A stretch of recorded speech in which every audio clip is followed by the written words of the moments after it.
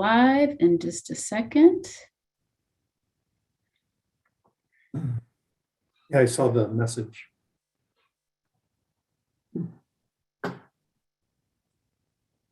Live. Okay, so I guess we're ready to get started. Let me make sure that I'm host now so I can share my screen.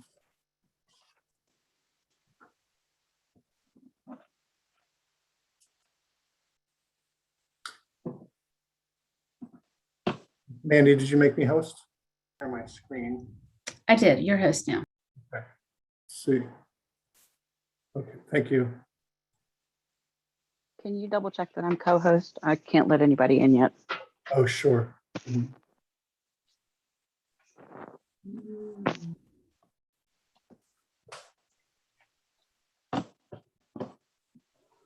thought I did already. Let's see here.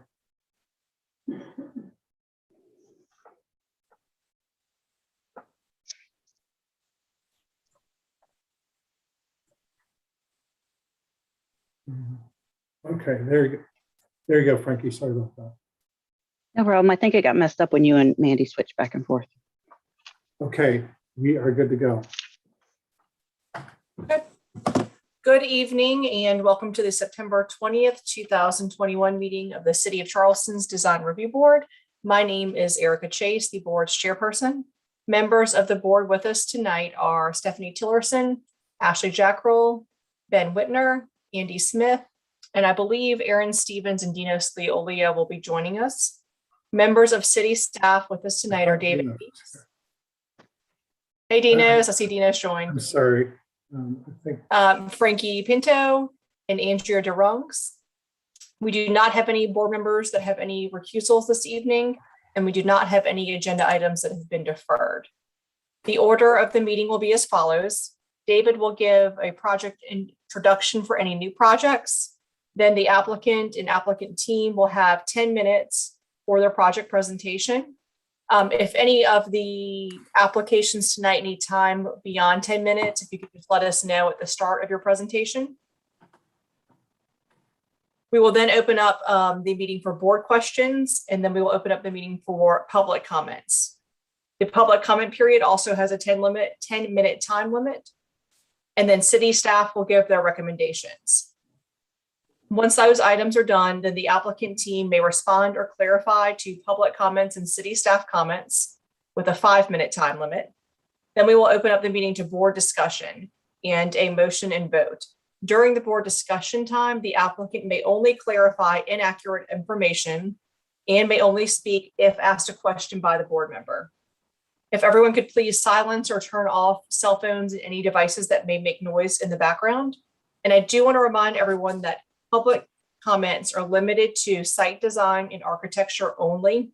Our board does not have purview over zoning issues such as land use, building density, flooding, or traffic. So I'll go through now our virtual meeting protocol. David will be controlling the PowerPoint presentation, which includes everything submitted by the applicant by the deadline in accordance with the submittal requirements. The applicants may ask David to advance to the next slide during your presentation. Applicants, staff, and board members are required to give their name whenever speaking. Video and microphones have been disabled for all attendees. Attendees that are not board members or staff will only be given the capabilities to speak when they are called on during the public comment period. The chat and Q&A functions have been disabled for everyone. For public comments, the applicants and the public have been requested to register, indicate the project they wish to comment on, and submit any documents in advance of the meeting. Just as in an in-person meeting, all applications heard today are part of a public meeting format. If you have registered and will speak during the public comment portion of the meeting, you will need to state your name and address for the record. Those members of the public that have registered will be called on in order by project. Members of the public that speak are encouraged to remain in the meeting for the completion of the item they have commented on. Staff will call on the registered members of the public to speak for each project. Unregistered members of the public who raise their hand will not be called on. David will be issuing meeting results, including staff comments and board motions to the applicant following the meeting. The results will also be posted on the city website shown on the screen. And for additional information or contact, there is an email address and a website shown on the screen. I do want to remind everyone that our meeting is being recorded and streamed live on YouTube. So with that, we will get started with item number 1, 1349 Ashley River Road, requesting approval for the demolition of a small office building over 50 years old. I have just a couple images to show everyone where the location is. It's at the intersection of Ashley River Road and Playground. You can see the red dot right here, red marker. Here's a closer view of the site with the existing car wash and an existing structure that's over 50 years old, which the applicants are requesting demo for. This is just a view into the site. The building on the left is an existing business. They're going to be speaking tonight. And then another view into the site. This shows the two buildings. The one on the left is the 1950s building, and then the car wash that does not require DRB approval because it's less than 50 years old. Another view into the site looking south on Playground Road. And then this is looking north on Playground Road, and the site's right in here. And this is existing ball field. With that, I'll turn that over to the applicant. Let's see here. Oops, sorry, I got the name here. Nathan Griffiths. Can you hear me? Yes. And I think also, I'm not sure if he's been admitted yet, but Kyle Taylor Oh, yeah. is also. I don't think he gave me the name speaking tonight, but I don't know, it should be here.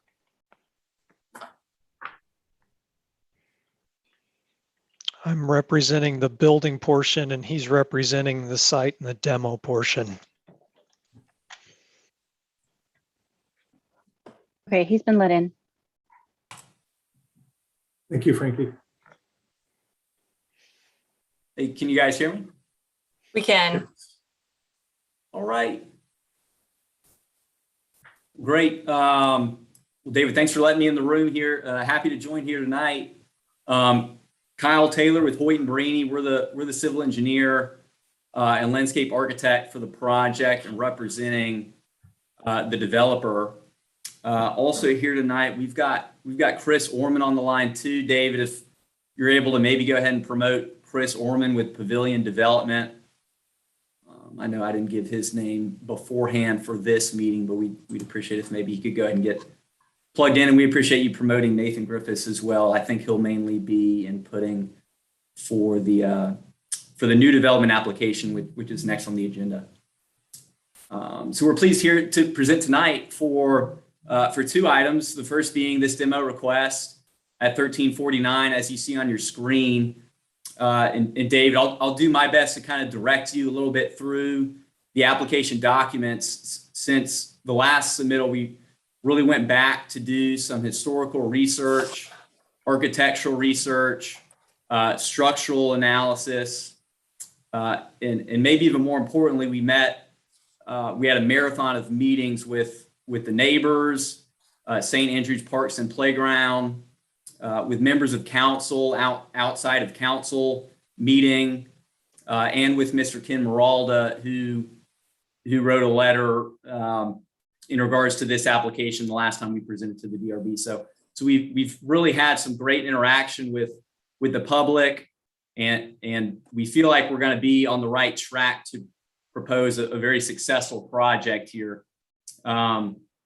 Again, as David introduced here, we're at the corner there of Ashley River Road and Playground Road. The project is 4 parcels. 2 of those are in the county. This subject parcel is currently in the county. It's one of those are in the county as well, along with that car wash, which we provided some information more for reference in that regard. The DRB approval is not necessarily required for the car wash demolition. That's somewhat new. David, if you wouldn't mind turning to our comment responses to some of those verbal board comments we received. I don't think I attached that to this presentation. I distributed it to the board. So if you want to read, can you read from it?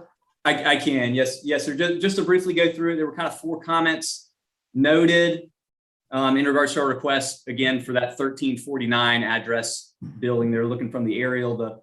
Really the main comment was to provide additional information in regards to the history, the site, and the owner of the property. And over the next couple of minutes, I'll do my best to be concise and summarize some of those findings that were presented in a report that was attached from Brockington and Associates that did a full historical and architectural survey of the property. So that was attached. Comment number 2 was provide interior photos, which were provided, and we can briefly go through those as time allows. Comment number 3 was provide insight on if the building could be moved to another location.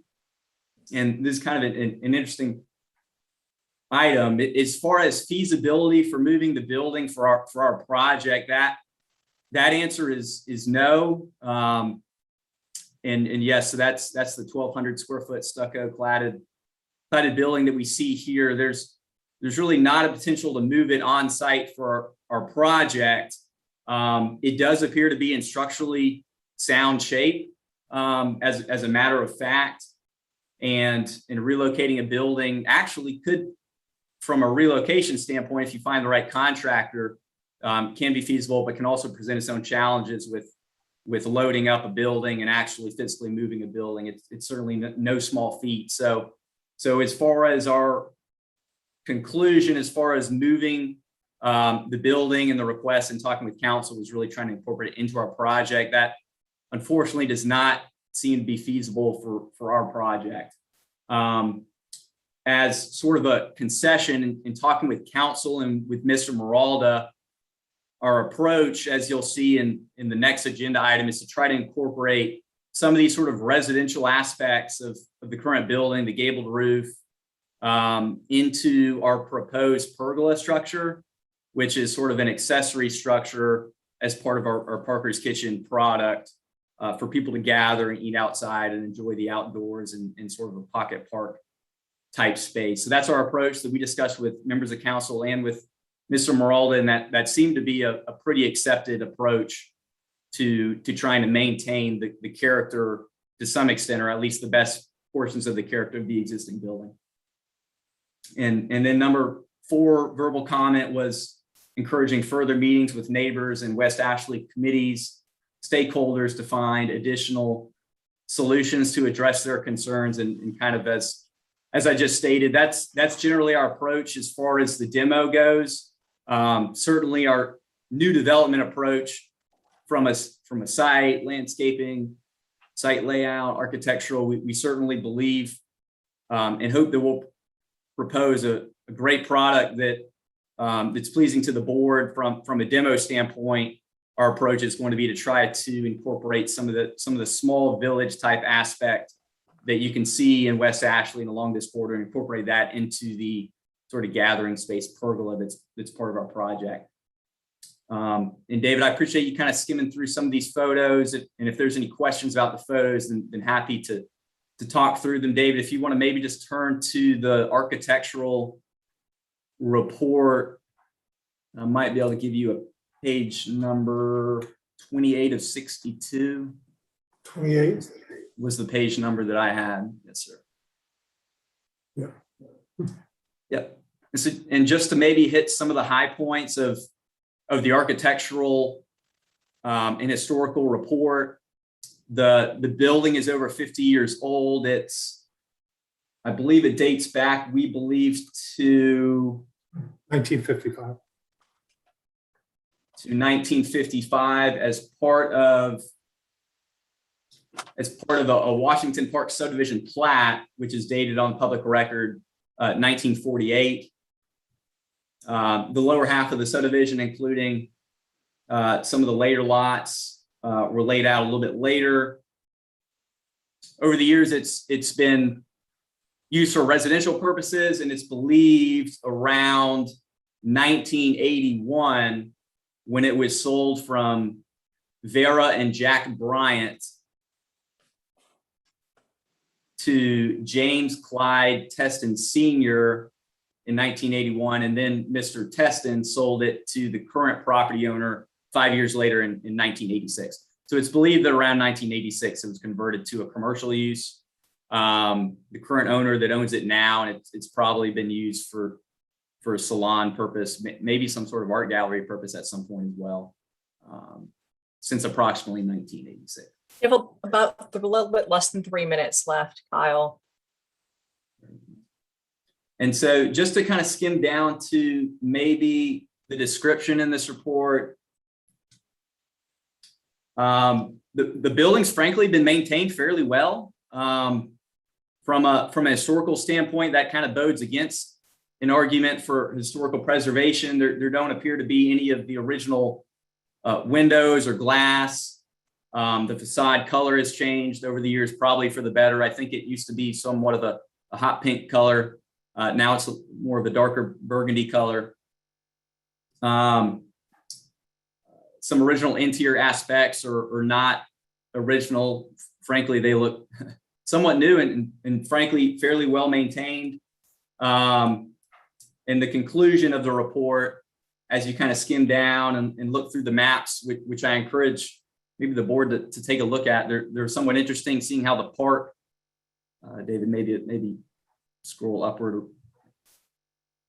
Yep, some of the maps. It's somewhat interesting seeing how the park and the areas evolved over the years as well, even seeing how the baseball fields used to be oriented a different way. So certainly encourage the board members and perhaps the public to look at these maps maybe and certainly draw any appreciation for how the area has changed over the years.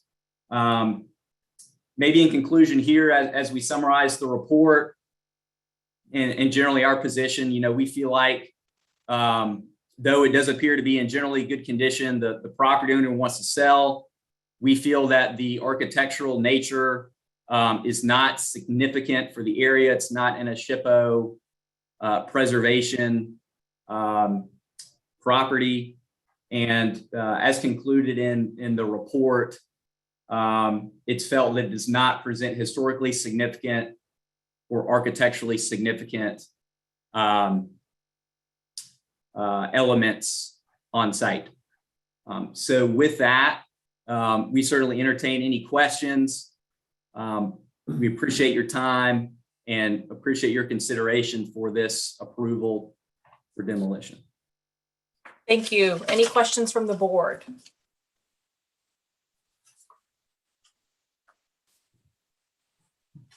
With none, we are now in public comment period. We did receive one letter, which I'll read now, and then we'll open it up for members of the public register to speak. The first is from Ken Merolda. Following the letter I wrote to the Design Review Board from August 9th, 2021, I wanted to offer additional comments on the proposed development. As previously stated, I worked on the city's West Ashley Revitalization Commission, documenting the character of commercial corridors. I have no objection to the demolition of the car wash structure. I previously voiced reservations regarding the demolition of the house at 1349 Ashley River Road. After meeting with the applicants to review their plans for the site and upon reviewing the architectural survey performed by Brockington and Associates, I'm in agreement that the former dwelling on the site, which has since been converted to commercial use, appears structurally sound and is a good example of the mid-20th century houses in the Washington Park subdivision. With this said, I also agree 1349 Ashley River Road lacks architectural distinction as an individual resource. The only remaining architectural value in the structure has as an example of mid-20th century houses being converted to commercial use along the Highway 61 corridor, which is important to this area's character. However, the structure's historic context, and by that I mean its neighboring structures of similar age and use, were demolished long ago, and therefore the integrity of this block has already deteriorated past any value it could have. Therefore, I believe the construction of a Parker's convenience store in that corner would be a significant improvement over the current use and would like to offer my voice in support of the project. Thank you. For members of the public register, Council Member Shaid.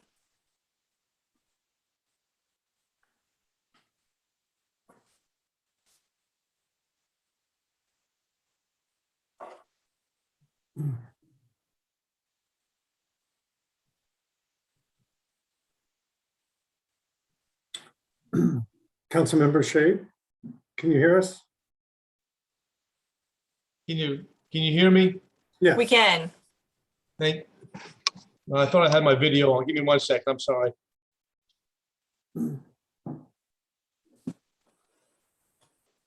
Well, my video is not functioning.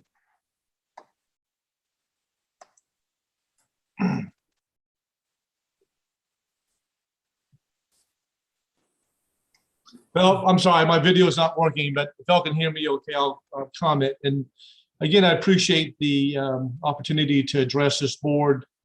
We did meet with the applicants. As they mentioned earlier, we had a marathon meeting with them.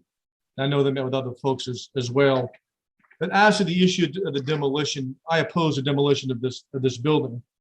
Their own architectural review, their own engineering review said that there's nothing wrong with this building. It is structurally sound. And you saw the interior photographs of the building. It's a lovely looking building. The plat that was presented to you earlier gave you a sense of the environment of this building when it was constructed. And I hate to say this, I'm as old as this building, 1955. But it shows the character and the nature of what this building was designed to appear.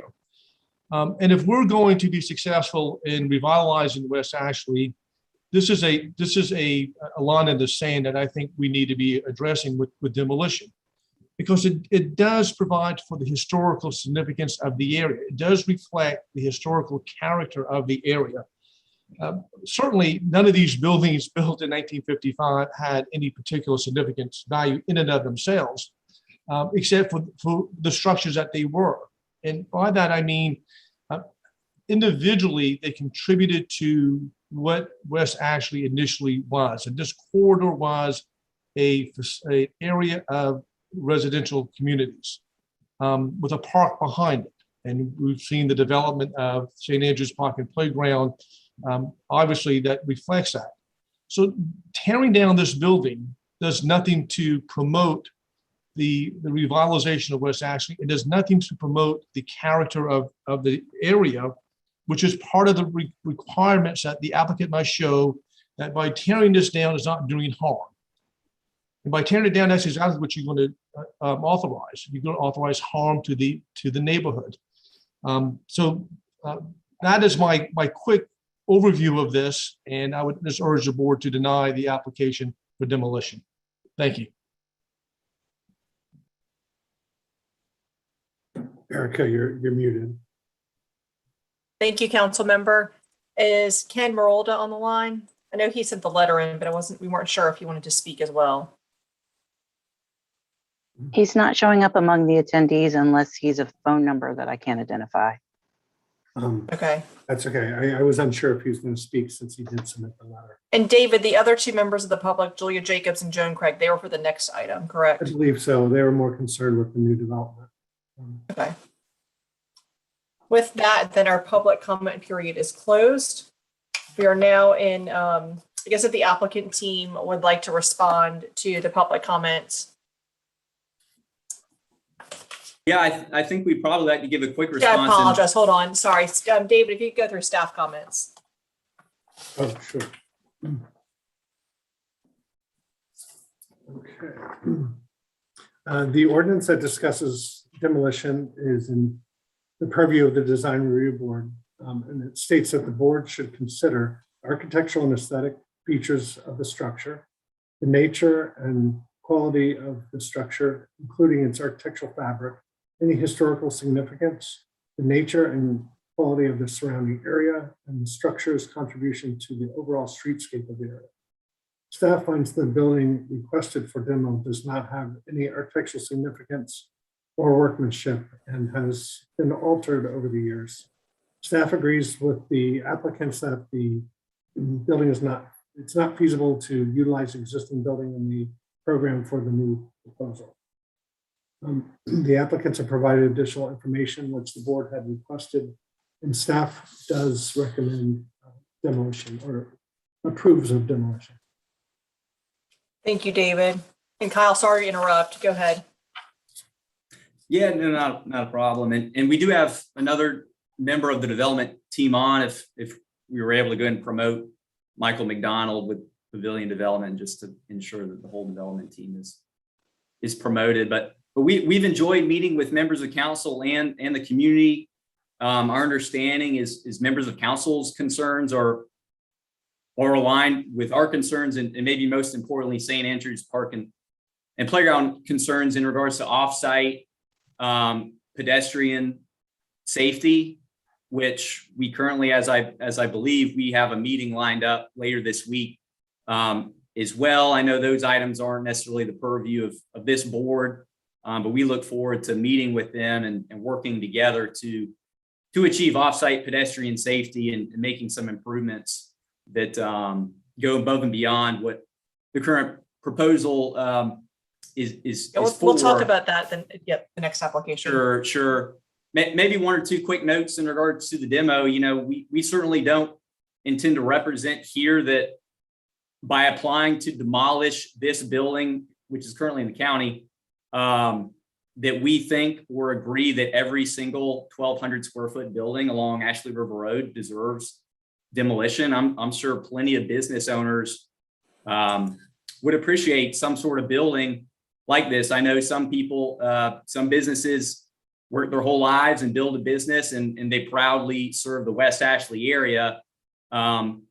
We do strongly feel that this business is not solicited very much by the community, as evidenced by any time I am on the site or driving by.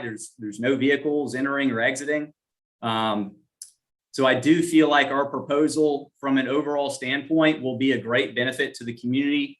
Again, if the board were to relook at and consider the overall streetscape and overall aerial view of these 4 parcels, including that car wash that is at the corner as part of our project, hopefully the board would take all that into consideration as well as the architectural merit or lack thereof. And again, we would just ask for your support for this demolition, and we intend to do everything we can to work with the neighbors. Thank you. Kyle, you had mentioned Michael McDonald. Maybe you want to speak. Anything you would like to add? Yeah, and I appreciate it. And, really appreciate the councilman meeting with us a couple of weeks ago. And, respect the opinion. We actually met with Ken Maralda, who was originally concerned. And I think Kyle made reference, the way we were able to, and we understood all the concerns. One way that, we're gonna kind of keep with the, the West Ashley architectural features of this building would be incorporated into the Parkers. There's a nice little pergola, and we're bringing in some of the features of this building into that. And I don't know if it's appropriate to bring that into this conversation, but that's Ken felt like that was a very good. Sure. Yeah. Right now we're just on the demolition and nothing to do with the new project or independent reviews. Yep. Yeah, and I understand that. And then just another thing I wanted to bring up, and we mentioned it earlier, this is, a single use. So it's just this one building that, has been a salon, for over 20 years. It's been changed from its original appearance, and, there's a car wash next door, and then there's a vacant lot on the other side that is going to end up, probably not having, similar architectural features to this house. So we just like the board to consider that. We feel like this project is going to be really great for the area, and, would like the board to consider that in their decision. Thank you. Thank you very much. We are now in board discussion and a motion. This is Dinos. First of all, I want to thank the applicant for really pursuing this much further. And but I particularly appreciated Councilman Shade's comments, speaking architecturally, in particular contextually. Granted, the building singularly does not possess architectural significance, but collectively, as we deal all the time in downtown structures as well, the collection of the scale of these structures are important in maintaining the integrity of the scale of the neighborhood. And when I look at Ashley River Road and what is happening with it, I too have great hesitation in seeing how far we bend and when that bending begins to break. I believe that Councilman Shade's comments regarding the contextual aspect of this building as it relates to the other small buildings is very appropriate, and I, for one, probably will not be able to support the demolition.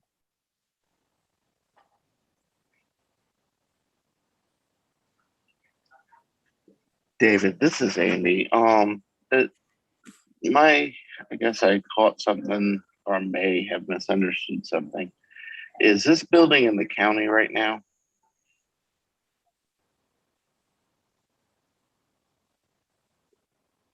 Or are you asking me?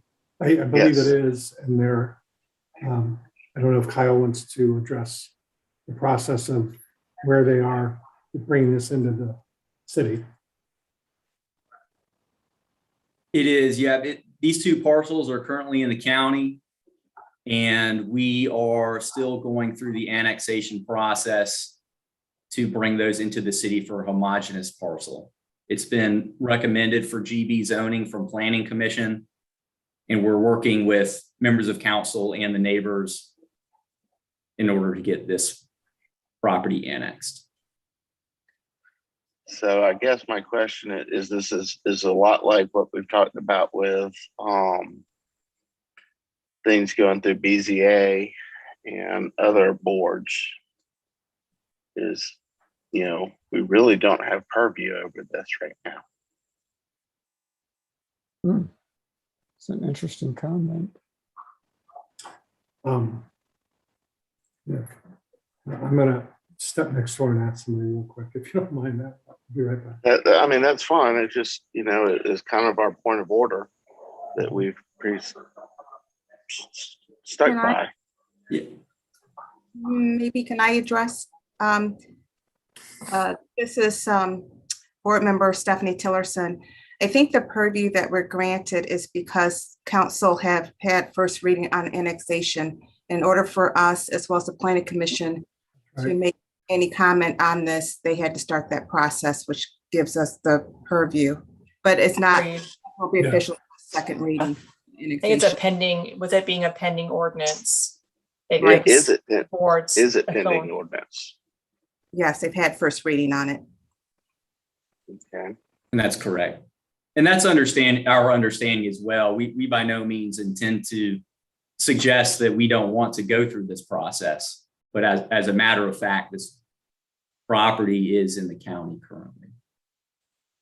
And Stephanie did remind me, I did check on this, and according to the zoning folks, because they had the first reading, it was okay for them Okay. to proceed. Well, I mean, it's just, you know, we've been trying to stick to Mhm. making sure everybody goes through the order of things.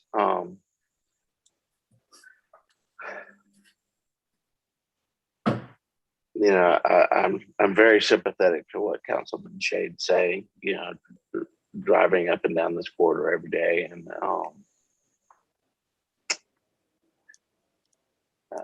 I have some reservations, I guess.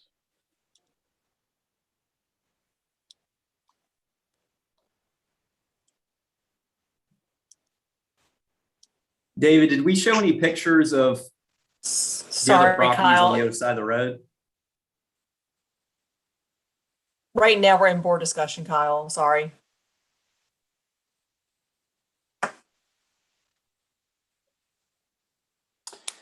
Madam Chair, if I may.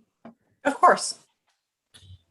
So the last meeting, we had a list of items that we asked the applicant to explore and come back to us with, and they have in fact provided all of those items which were requested. And while I certainly sympathize with Councilman Shade's comments, the threshold for evaluation of this board has been met. Two different professional groups have come forward and said that there's not architectural character of this structure to substantiate us preventing the demolition. And furthermore, when we talk about the character of the corridor as a whole, you've completely lost cadence with this property because it's a vacant lot on one side and a car wash structure, which would arguably be less appealing than the next item on our agenda. And so from that perspective, I, still can't see going against the staff's recommendation on this one. And from a Plan West Ashley perspective, we did talk about maintaining the residential character of this corridor. And we've also talked about highlighting this as one of the growth corridors as a thoroughfare that can substantiate the kind of increased trips and whatnot that these types of developments could bring to the area. And so we have to balance finding that residential character with moving forward in the actual revitalization, which sometimes requires us removing older structures in order to have the structures that we've identified as what we would prefer moving forward. Thank you, Ashley. Anyone else? Madam Chair, this is Dinos again, and Ashley puts it so beautifully, and there is no way I can ever compete with that beautiful soliloquy. I would just argue simply that as you remove another button out of the shirt, soon you're not going to be able to secure the shirt, and that's what we're moving toward right now. And it is a fear that that how far do we go in this respect, and that's why I was using the analogy of the bending and breaking. I do respect the extent of research and study, and particularly a grand vision at a 30,000 foot level that the West Ashley Revitalization Commission is looking at the overall aspect of the evolution of this area. And there is merit that this building is not been modified to an extent that it cannot go back to its original intent. The fabric actually still exists on this building, that if someone picks it up and decides to take it to its circa 1955 era, that they can do that without harm to the balance of the building. But I certainly appreciate and understand the beautiful perspective that she presented. I just still can't support the demolition.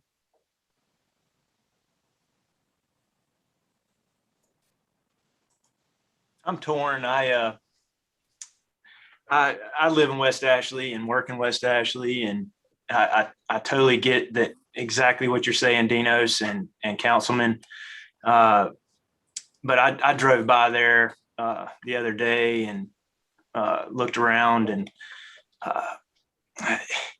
the building, like what board comments have just said, that the architectural character, I get that it doesn't have any. But it contributes large scale, the big picture. It contributes to Ashley River Road, but it's so broken up there. And, the building itself is, I feel like we could do better in terms of the scale, and not saying that the next thing on the agenda is the best thing there, but since this is what we're looking at, I don't think I could support them not having the right to demolish it. I feel like this kind of a building, I'm looking down the street and they're tearing the fire station down. I wouldn't have wanted that building to be torn down. I feel like there are a couple buildings on 17 that I wish wouldn't have gotten torn down. There was a nice mid-century modern building at the dealership right up the street from where my office is. That it's one of the nicer mid-century modern buildings on 17, in my opinion, and it got torn down. But this building, to me, it's been caked on with stucco over the years. There's probably an inch thick stucco finish on the exterior. The windows have been chopped up. There are no overhangs on the eaves. The trim's flush with the stucco. It's just been the character of the house has gone, in my opinion. So That's my view on this one. Yeah, I'm torn on this one too. It's a tough decision because I see both sides of it and agree with both sides. It's certainly a tough one. Madam Just to reiterate, I certainly agree with what you guys have said in terms of this being a challenging situation. And I know that the future use is probably coming into a lot of the discussion surrounding whether we should or should not allow the demolition. And, I can certainly entertain the idea of having some stricter guidelines. Unfortunately, we don't have those today. And so, the position that I've taken heretofore is based off of what we have in front of us and the parameters that we've been provided. And, I think it sounds like there might be some sentiment to change that, but as it stands today, we've seen what the responses are given those parameters. Go ahead, Stephanie. Thank you. I was just going to say, essentially echo what everyone has said, either on both sides. I am just looking at this project and not looking forward to the next item on the agenda and just taking this project only. Last month, my vote was to allow, I think right now what I'm moving in the direction of is that at some point, I think we have to probably take a stance, and I'm leaning now towards not supporting the demolition. This project's in the county now, and I guess at some point they may have to go to the county, but right now I'm leaning towards not supporting it.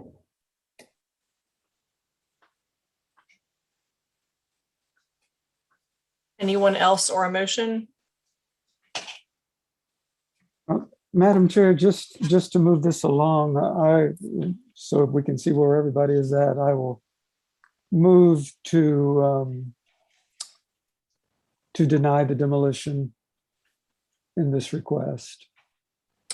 We have a motion for denial. Is there a second? Madam Chair. Sorry, go ahead. This This is Erin. I think Stephanie and I spoke at the same time, so either one. Madam Chair, I Stephanie. second the motion. Great, thank you. We have a motion by Dinos, a second by Stephanie. I will now call roll. Erin, Yes, in favor of denial. Ashley, I'm a no. Ben, I'm a no. Andy, Yes, in favor of the motion. and then I am no, not in favor of the motion, but the motion carries in denial of demolition.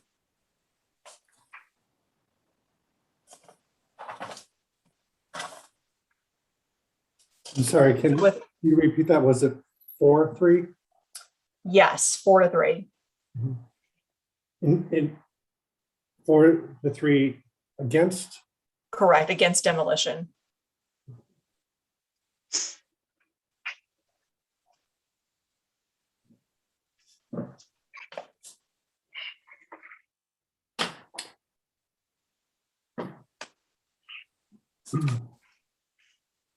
So are we moving on to agenda item 3? I would assume so.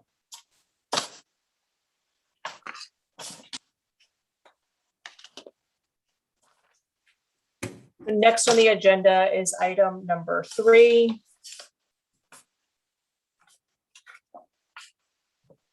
Which is 2310 Henry Tecklenburg requesting conceptual approval for 2 one-story electric operation buildings for crew, dispatch, and special care center. Great, just a few slides to show everybody where the project is. This is at the corner of Savage and Henry Tecklenburg. You can see the red indicator. And then on this location, I didn't get the property line drawn in, but it's this entire parcel right here, which comes up to about right here. So all of this right here, you can see the existing power lines that run through the site. And that's all I have. Turn it over to the applicant, please. And let me see, I'm sorry. Not sure who's going first, but maybe Paul. Can you hear me?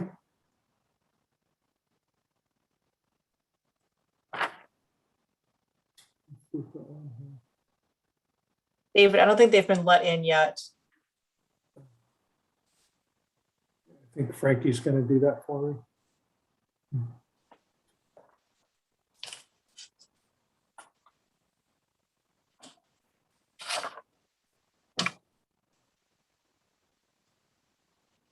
They are not in the attendee list.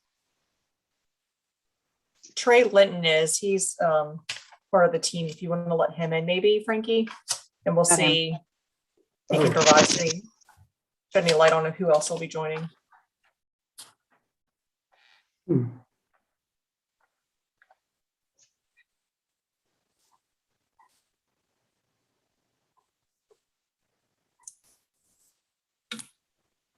Good evening. Hi, Trey. Hi. On the team also is Keith Clark is the applicant. I don't know if he's joined us. He's not shown. He told me, he sent me a text and said he was having technical difficulties. Jody Furman, the landscape architect, is also on. Jody's on. We're letting Jody in now. Sorry, I guess I don't think you guys got me the names before the meeting.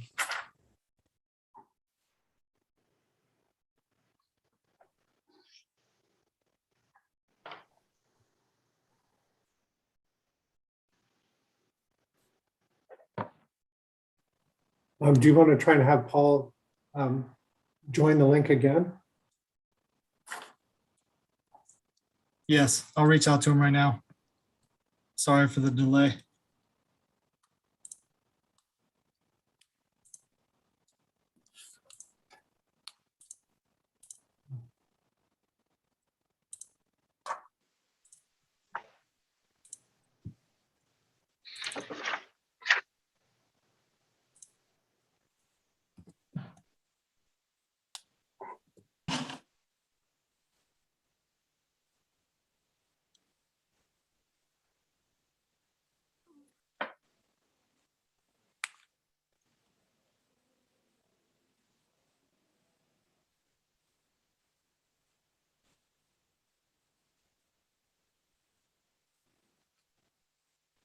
Trey, are you going to be going first, or would you be able to start?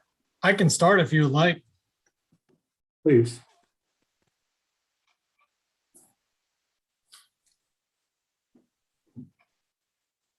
So if you could scroll to the next sheet. Trey, do you think y'all will need time beyond 10 minutes? Or well beyond? I don't think so. I wasn't really planning on speaking too long, to be honest with you. Okay. But since Keith isn't on, I'll try and do my best from a site civil standpoint to explain what's going on here. Okay, thanks. Now, as you mentioned, this is at the corner of Tecklenburg and Savage. There's the existing transmission line right away that goes to the property. There's aerial views of the parcel.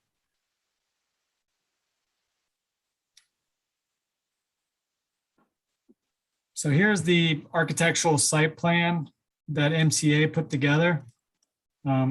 As you can see, the building has been brought up closer to the Henry Tecklenburg Drive right-of-way. There's a 75-foot buffer along Henry Tecklenburg Drive that we are planning on maintaining, except for the two drive aisles that we need for access to the site. At the corner of Tecklenburg and Savage is a small triangular parcel that we are not really planning on disturbing, except for a greenway trailhead sign that the city zoning department is looking to see. Other than that, we are planning on maintaining a natural buffer along that corner. There are some site pictures, and David, I hope they were included in the package that they sent from Street View that kind of show the existing buffer along Henry Tecklenburg. If they were, I'm afraid not. Sorry. Unless you can tell me where it is. Okay, that's fine. So here's kind of, basically those are entrance details to the site. As you can see, the natural buffer is to remain along Henry Tecklenburg. And the goal here is to bring some grade at the back side of the buffer and create a planting area back there and add additional landscaping to buffer that laydown yard. The road itself is higher than the laydown yard. Yes, that's the berm area that we're talking about. And the road itself is higher than the laydown yard by about 3 to 4 feet. So with the berm and the difference in elevation, the goal here is to screen the laydown yard.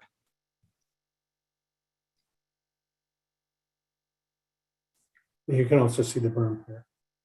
Yep. If you go back to the previous slide.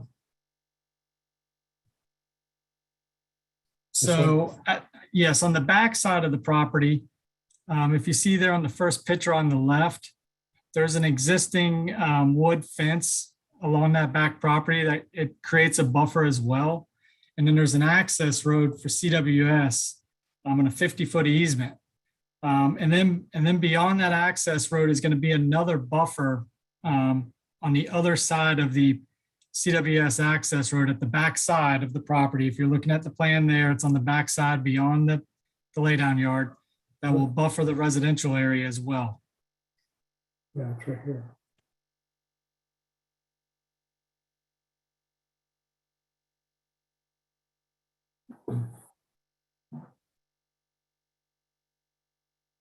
Anything else? That is all I have from a site aspect. I'm happy to answer any questions if there are any. Thanks, Trey. I still don't see the architects or anyone else that's joined the meeting. Oh, there's a Kay Clark. Maybe that's him. That's him. Okay. Frankie, do you have them? All right, got him. Thank you.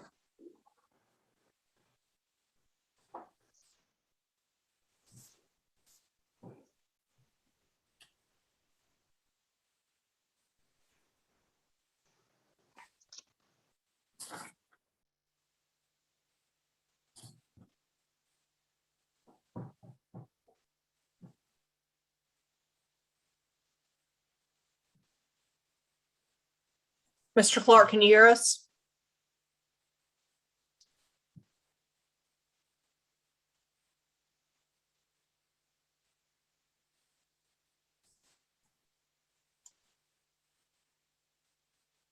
I see Paul now too. Yeah, it looks like it's still connecting.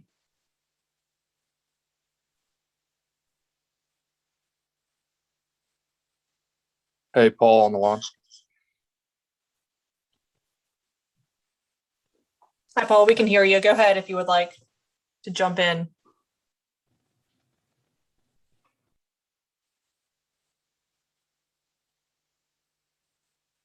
Hey, I see that Joan Craig is still on the call, and I wanted to make her aware that because the demolition was denied, we're not going to be hearing the proposal for the Parker's gas station. I see her still on here. I think she was thinking she was going to speak, but I didn't know if she was aware that we're no longer going to be hearing the Parker's project. Thanks, David. Mm-hmm. Paul, Keith, can you hear us? Yes, I can hear you clearly. Okay, do you have anything to add to the presentation? I'm sorry, I just jumped on. Paul, this is Trey. I just covered the civil site aspect. If you want to go ahead and jump into the building itself. Okay. And let me know which slides to go to. Is Keith on the line? He's there, but I think he's having some difficulties. It's still connecting to him. Okay. I think he was wanting to share today. So he's been trying to connect. It has not been working. All right.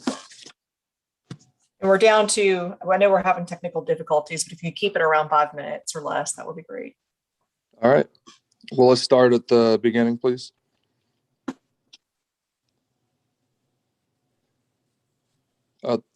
Yep.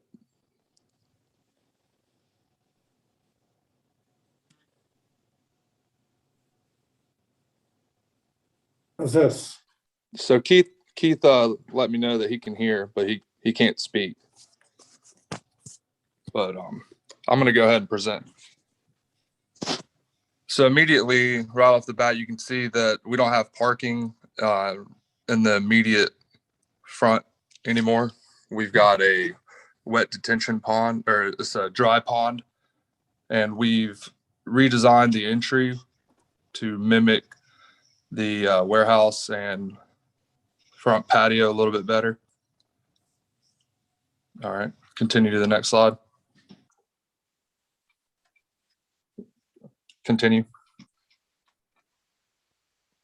Continue. We've covered this already. All right, some of the things that have changed on the site plan, the berms that we had proposed before have changed. We have one berm along the right of way now. And the reason they've changed is because the tree plan that we have, the tree safe plan, essentially we are not building the berm where we're trying to save the trees. If you zoom in. Hey, Paul, we can't hear you anymore. Okay. Oh, you were Can you hear me now? Yep, thank you. Sorry about that. The pond has gotten more of an organic shape. That was one of the comments. One of the things that I wanted to point out, and we've got it denoted on the plan, is that there is an existing 8-foot neighboring wood fence. So the screening or the fencing that you wanted us to provide, we will have a gate as well along that, where on the south of the plan, where the existing drive that is currently there. I'll show you on a rendering in a few shots. Continue to the next page, please. And the next one. All right, so this is a new image. It's showing the gate on the left and the existing access road that I was referring to earlier. Some of the cantilever racking that had been asked about before, that's an image showing that.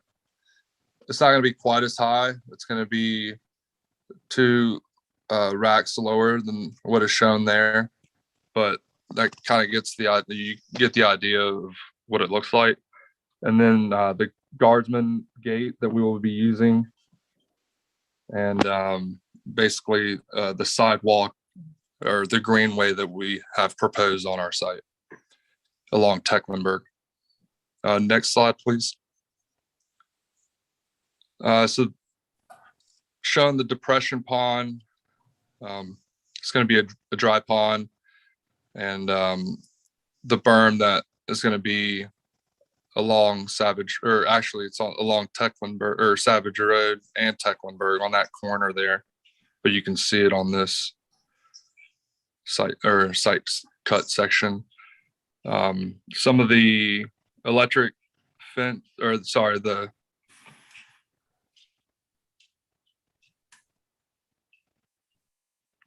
can we please go to the next slide? Yeah. Again, showing some of the gate. Oh, I'm sorry. Yeah, is this? Yep. I thought that's where. Oh, it looks like a repeat of this one. Okay. Well, yeah, we can go to the next one. It's the same information, and this is just an exploded axon, showing some of the pole storage on the left that we'll be using, the scrap container on site, and then the transformer storage area. If you zoom into that, you can see what that material would look like laying down. Okay, next slide, please.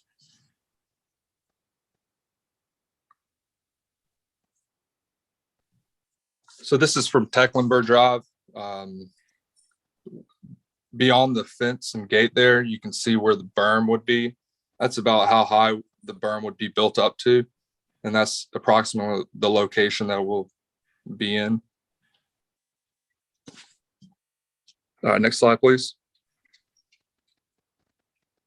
This is along the south side of the site where the neighboring properties are, the houses.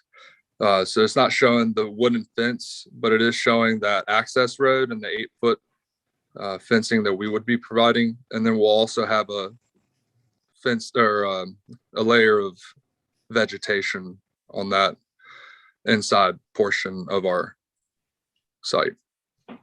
Next slide, please. Here's a cut sheet showing some of the fencing and gates that we will be using on site. I know that was one of the comments, so we try to include that on there. Hopefully it gets accepted.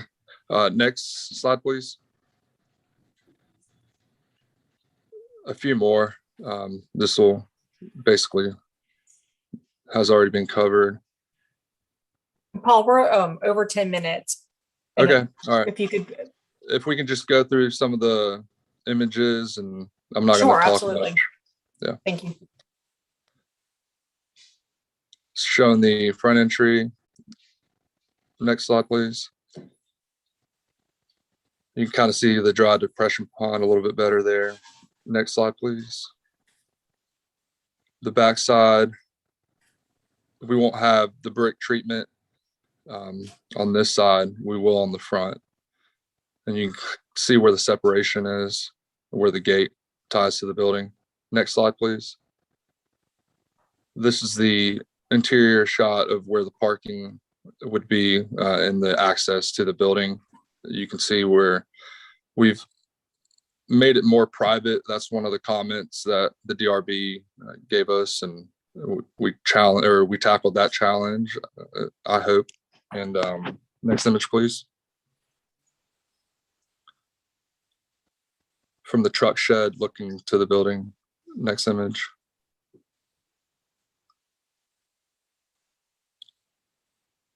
Next image, please. So one of the comments were, do we really need brick on our building? And we wanted to propose a precast option as well. Obviously, we want to proceed with the brick option, but did answer the comment by providing the precast option. Next image, please. And this is just the truck shed. And I think everybody's already gone through the slides. Thank you so much. Thank you. Any questions from the board? I do have a question, Madam Chair. I did want to say one more thing. The owner did prefer the brick to match their other current sites. No, all right, sorry, that's it. That's okay, thank you. Go ahead, Ashley. The truck shed, is that area going to be fully screened by the buffer and whatever other berm features are on the road front? Yes, ma'am. Yes, ma'am. And the gate as well. We'll be basically buffering that on the road entry area. Okay, and how about the cantilevered racks? Would those also be screened at the height of the structure? Yes, ma'am. With the trees and the gate, we believe that it would be properly fenced or properly screened. Okay, thank you. And I also add that right now, currently in that right of way is not landscaping or any sort of buffer. Dominion has allowed us to add additional landscaping in that right of way. So we will be adding landscaping within that transmission line, to create an additional landscape buffer that does not exist there right now. Thank you for that. I appreciate it. This is Dinos. Paul, may I ask you, you mentioned electric fence. Was that just a slip of the tongue or? That was a slip of the tongue. I'm sorry. Okay, I was wondering, because nothing says welcome like an electric fence. Thank you. Signomi in Greek. Ah, This is Erin. I have a question. Where you mentioned the buffer that you were adding, do we have a planting plan showing that? I might have missed it, or is it not shown in these drawings? It's not adequately shown, no.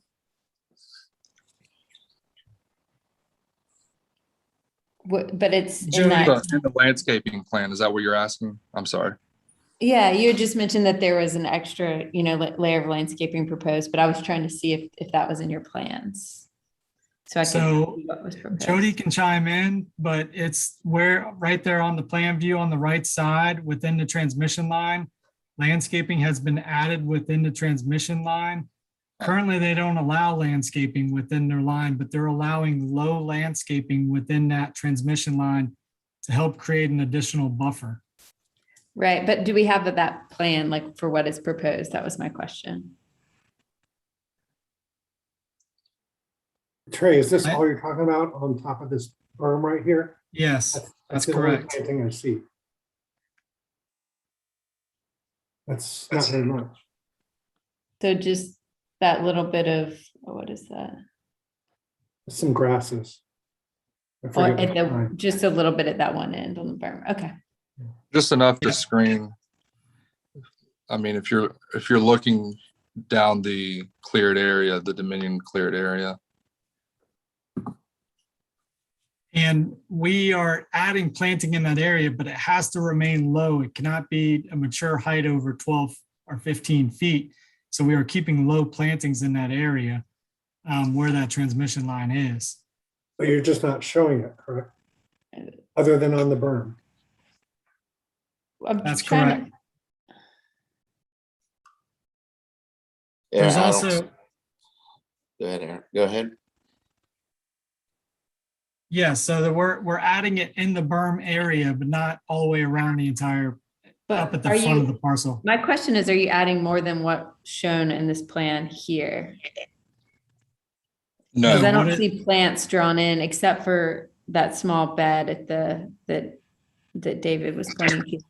Are there other plants? Everyone, you just kept talking about adding in plants, but I just don't see plants in the plan. So I'm wondering if we're missing a component of the plan, or if it hasn't been developed yet, or if this is everything. So what is shown on the plan now is what is proposed at this time. We could certainly look to add more plantings within that right of way or the transmission line, if needed. Right, but it has to remain low per Dominion. We can't have anything that's of mature height that gets above 12 feet. Understood. They also have a turf planted proposed for right here. What is that hatch? I'm having trouble understanding what is. Yeah.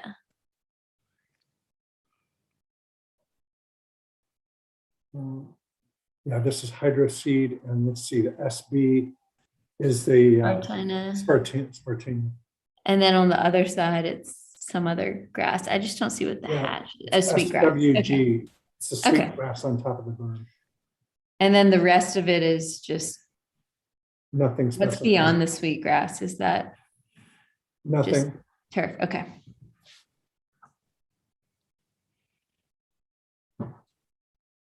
Thank you. That was all the questions I had. I had one question. The fencing, and I could have missed it, but I know traditionally barbed wire is also included with the security fence.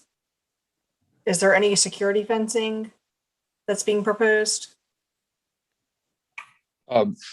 We are having security fencing, but no barbed wire fencing. The powder coated aluminum fence, like the cut sheet you showed. Could we go back to that, please? Is that all that's being proposed? Nothing? Yes, ma'am. No barbed wire. You remember what sheet that is? It's right before these renderings. And I guess the floor plan.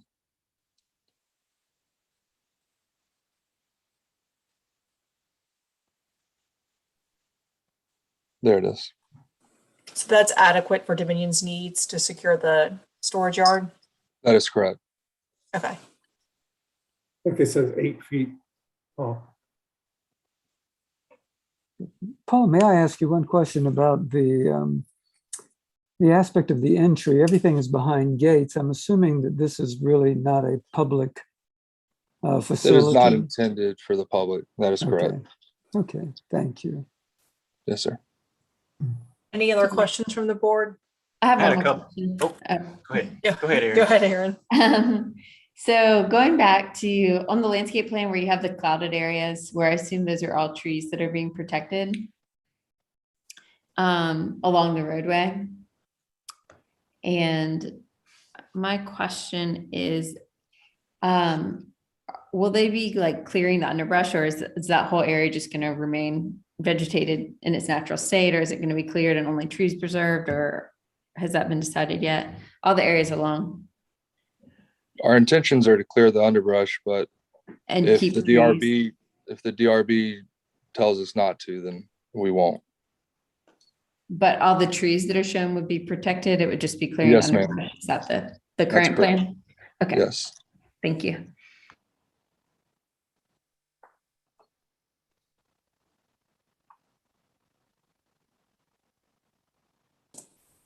Any other questions? Ben, did you have something?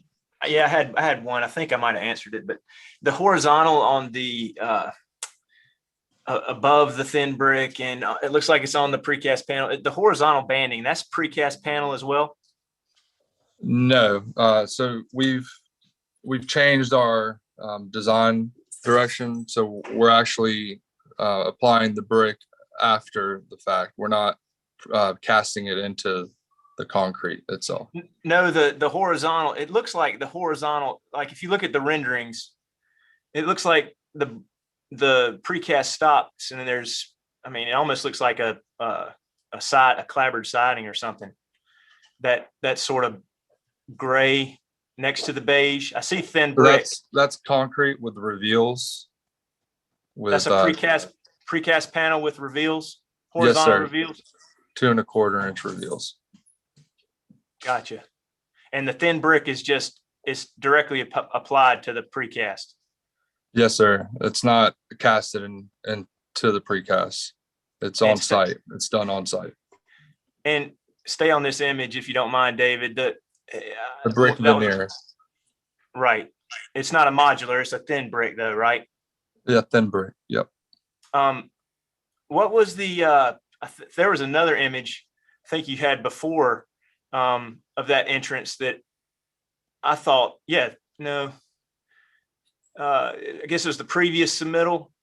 What was the idea with putting the wall in front of the glass entrance? That screen wall. I'm sorry. Keith said it would be modular, not thin brick. So it'll be actual brick applied to the precast panel. Correct. And so that goes back to that. So why we did that in the front there is for security reasons, to answer that question. And then we also a continuation of the fence. And yes, and it plays off of the warehouse, what we had done there as well. In that warehouse area on the left-hand side of the image. And that's a security thing? Yes, it is a security thing. Okay.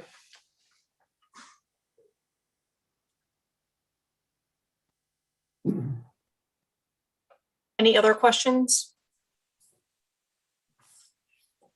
We do not have any members of the public registered to speak, nor do we receive any letters. So David, if you could please go through staff recommendations. Sure, thank you. Staff supports the height, scale, mass, the design, and the design direction of this project. The architecture of the main building is, we find, very attractive. Staff comment number 1, Regarding the standalone wall at the tower element mid-building, staff prefers the previous option that did not hide the glass portion of the tower, which is one of the more attractive features of the building design. To see the glass go full length from top to the ground is a nice feature that the wall hides. The east facade, the covered truck shed, we recommend to match the west facade of the main building. So the truck shed's going to be completely screened, so that's why we don't have the materials matching the existing build or the building that we're Okay, this isn't a time to comment right now, sorry. Okay, sorry, my apologies. So I was referring to, let's see.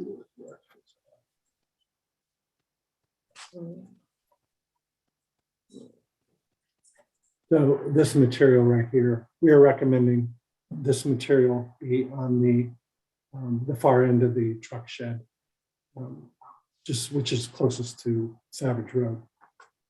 Staff comment number 3, not knowing how thick the existing buffer will be after it gets cleaned up. And to answer your question, we usually do prefer that you clean up the undergrowth, getting rid of invasive species, invasive weeds, and so forth, and keep only the valuable shrubs and trees, of course. So not knowing how thick the existing buffer will be after it gets cleaned up, staff recommends planting some additional natives and evergreens along the parking lot side of the existing buffer along Henry Tettenberg, as well as additional plantings at the Savage Road side of the gravel laydown lot. Random spacing, natural looking shrubs. Let me show you an image. 1 second, please. So these are the 2 areas I'm talking about. This goes into the buffer a little bit, but we were just asking if these areas could be planted with some more native type shrubs that get a little bit of height for some extra screening. Because sometimes after these buffers get cleared out, you can see right through them, especially at the eye level of a pedestrian. Staff comment number 4, clarify the location of the pyracantha planted at 4 feet on center along the fence parallel to Henry Tettenberg. You can, well, I'll show you on my drawing here. There's a note right here that points to right to where the fence is, but it's saying that there's, I'm sorry, the pyracantha all along the fence here, but I don't know where they are because it's just a note and it doesn't really clarify where they are. I was asking, are they on the outside of the fence? And this is where staff would suggest they be on the outside of the fence. Continue the hedgerow along the fence line on the east side of the driveway, which is over on this side. They didn't have any specified on this side. As well as along the hedgerow, the fence, I'm sorry, as well as along the side of, I'm sorry, talk about over here on the laydown lot. This just could use some extra planting in here. Let's see. Staff recommends some landscape beautification at the Savage Road entrance. Currently, there's nothing specified except some hydroseed. So this is the entrance off Savage. There's just really no landscaping at all proposed here. So staff recommends some shrub groupings and a few ornamental trees near the driveway entrance. And then also where this hydro seed is, we're recommending more of a wildflower mix and all along the right-of-way power line. Staff recommends a native prairie wildlife, wildflower mix in some or all of the areas below the power lines. A type of no maintenance mix that has some wildflowers and so forth in it, rather than, a lot of these are just usually weeds. So we'd like to see a little bit of improvement under the power lines. I failed to put my recommendation here, but we are recommending conceptual approval. Thanks, David. Any response or clarification from the applicant team?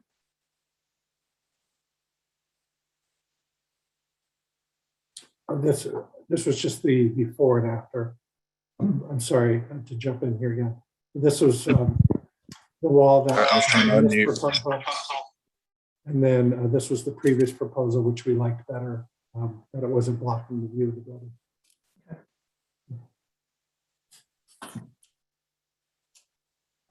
Go ahead, Paul. Sorry, I was just gonna say no more further comments from us. I just couldn't unmute it. On the civil site side, Jody Furman is on, but I'll try and speak for him. We'll certainly look at adding some additional landscaping within the 75-foot buffer.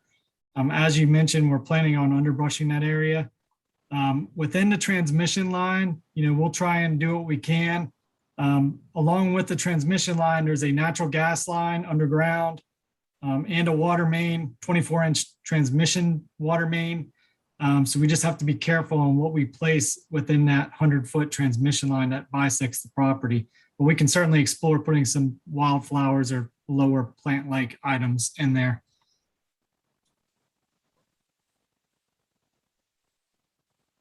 Thanks. Anything else?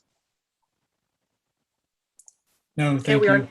Sure. We are now in board discussion. If there's any comments or a motion.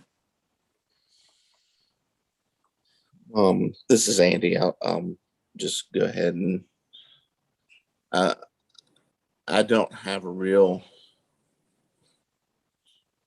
great feeling or understanding about the landscape architectural direction from these plans. I mean, I agree with all of staff's comments, and add one that David didn't read was to consider a more native hedge screen rather than pyracantha. Thank you, Andy. I missed that. Yes. I would reiterate that.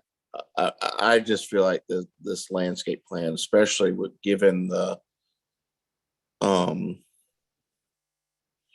nature of the development, give the covered truck storage, the pole storage, the storage aspects of this, I think needs some development, and I think needs to be presented in a better concept than what has been presented so far, especially with this transmission line that's going through there. And I echo staff's comments. When you start clearing out behind these tree save areas and start to clear at the understory level, these things get real thin and real transparent very quickly.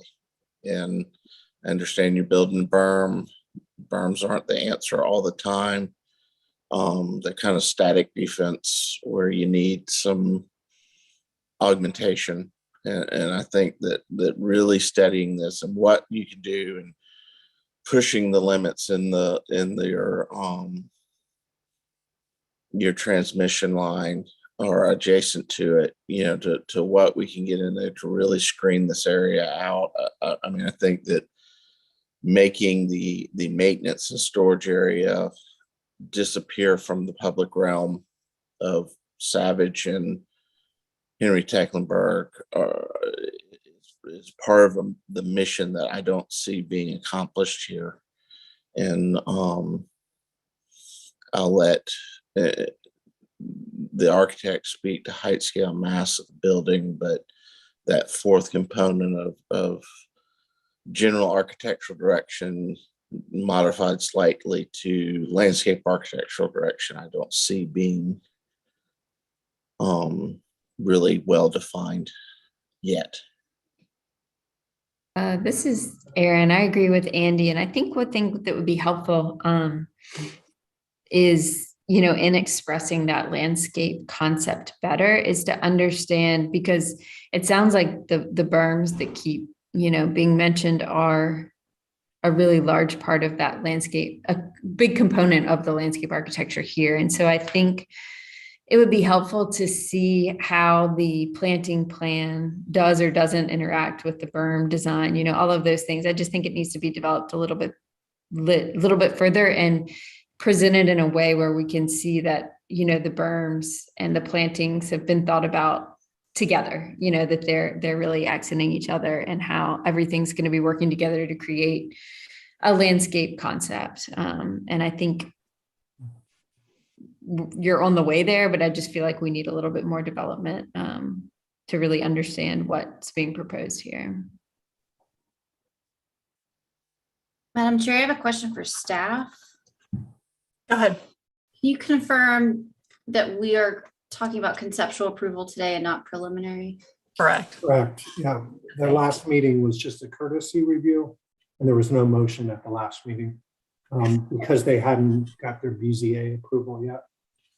And pardon my ignorance as one of our newer members of the board, is landscape something that we typically address at conceptual or preliminary?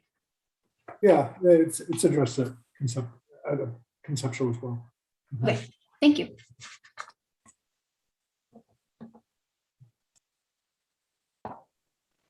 Any other comments, thoughts, motion? This is Dinos.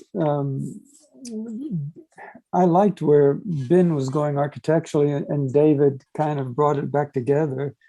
I thought those were really, can you go back to the rendering for a moment, David, at the front, looking at the architectural? Hey, and listen, this is a tough building type to design, considering the fact that you don't have the opportunity for interplay of fenestration and a variety of other issues, particularly on some of these long elevations. And I think there are a lot of issues here that I might be able to simplify a few things, and simplification is really where I'm going to be going. I completely agree with the city and Ben in his comments. If you're going to be providing a light tower at the front entrance, please don't cover it. Let it shine.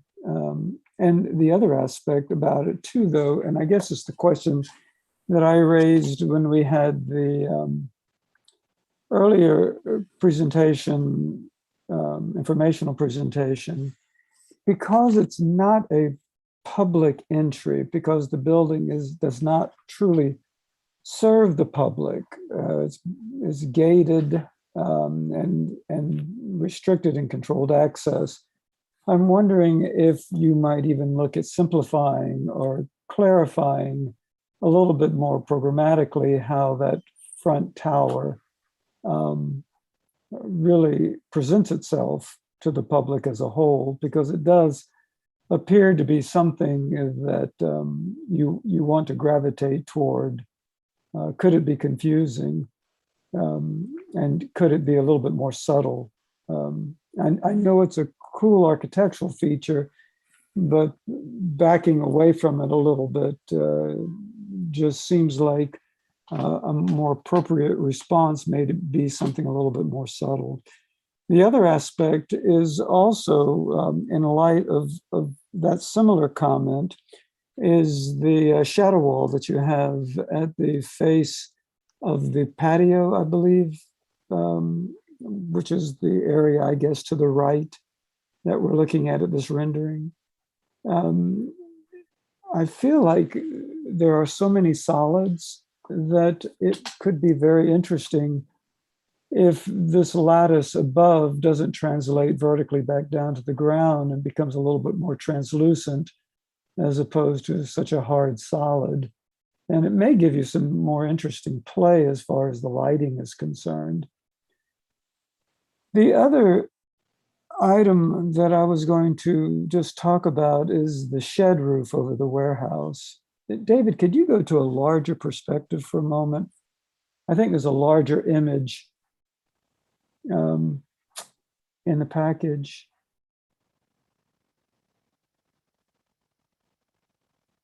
Did I lose David? This one works. That shed structure over the warehouse is going to be generating a lot of water. I'm sure y'all have thought this through. It's a strong geometric shape. And I would just offer that maybe it be studied a little bit further as to whether or not it actually replicates the gable that you have on the front of the building. But those are my comments. Ben, you probably have some good insight as well on some of this.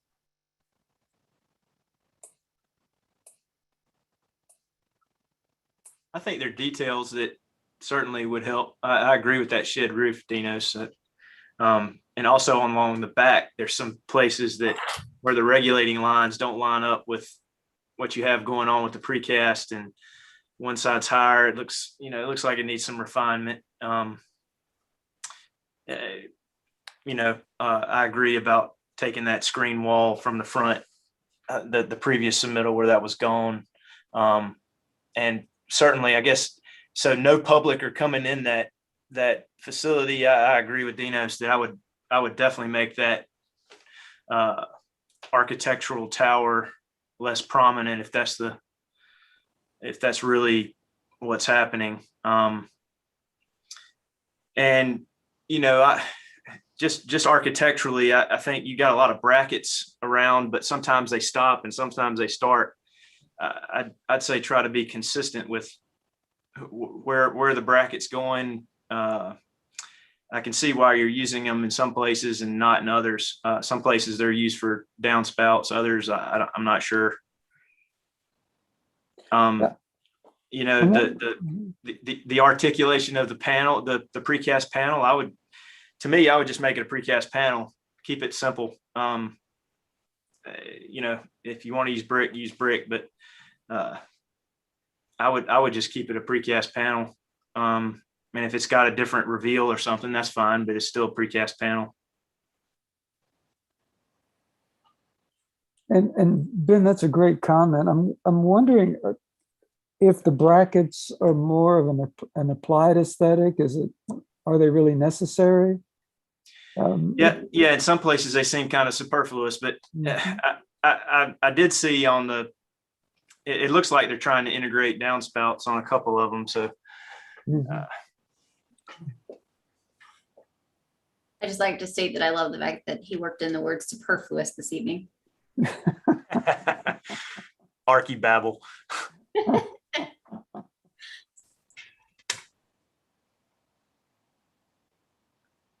I had one other question too. I guess so. We're assuming I watched this from the last time it was the courtesy review. All the zoning has been taken care of at this point. All the trees to be removed and everything has been taken care of. Staff, is that correct? Yes, I checked with Eric Charleston, who said they were ready to move forward.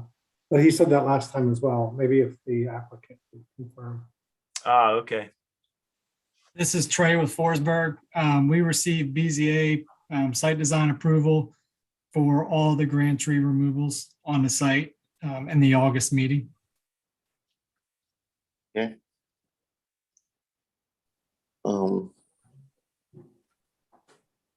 If I'm not stepping on anybody's toes that still wants to make a comment, I would make a motion for deferral to include staff comments 1 through 7. I'd like to embellish number 6. To use that native prairie wildflower mix, but to also study using larger and screening trees and shrubs in that area. Sorry, hold on, Andy. You were going to embellish number. Which one number? Number 6. 1 second. Okay, sorry. Go ahead with that. We could start the additional comment on it. I would say to use that wildflower mix, but also work to push the limits of using larger screening trees and shrubs in that area. Oh, Andy. Larger size or larger? Larger. Or just in general? Are you talking about under the power lines? Yeah, they said that they could go up to 15 feet. I mean, and you could go along those edges and just don't. Got it. I understand. Yeah. No, I was asking because I thought they said they couldn't do anything, any shrubs, anything taller than flowers in the power line. No, they had said that SC&G or Dominion had said that they could use some up to 15 feet. Okay. So board comments to develop the landscape plan to match the presentation given, including definition of the berms and the screening in the understory. Right, develop landscape. Could I say concept, Andy, just because we're Yes, that's conceptual? fine. Okay. That's fine. Develop landscape concept, including definition of berms to match, what was it?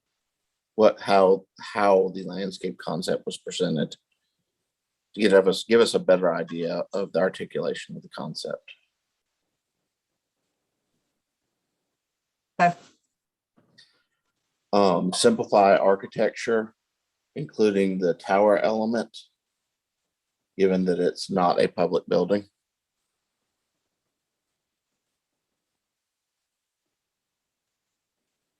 Okay. Study shed roof.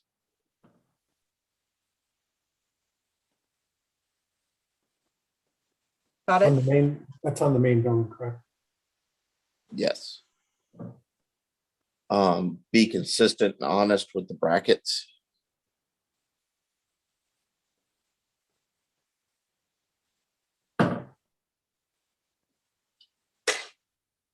Keep precast panel honest to its design intent. Or keep precast panel. Honest to its design intent.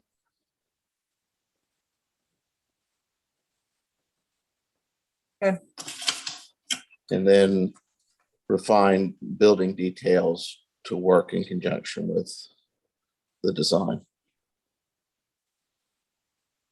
All right, refine building details to work. In conjunction with the design. Could you,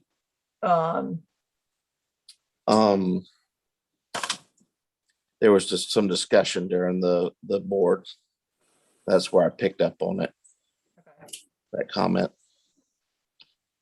We were talking about regulating lines from the elevations, how they weren't lining up, and the flat elevation, it looked fine, but when you looked at it in 3D, they don't line up. got it. Okay, thank you. Okay, so any other comments, Andy? That's all that I have. Dennis, Andy, do you want? I just wanted to add one other, if you wouldn't mind, just to restudy the shadow wall of the patio to possibly provide a little bit more translucency. That's acceptable to me.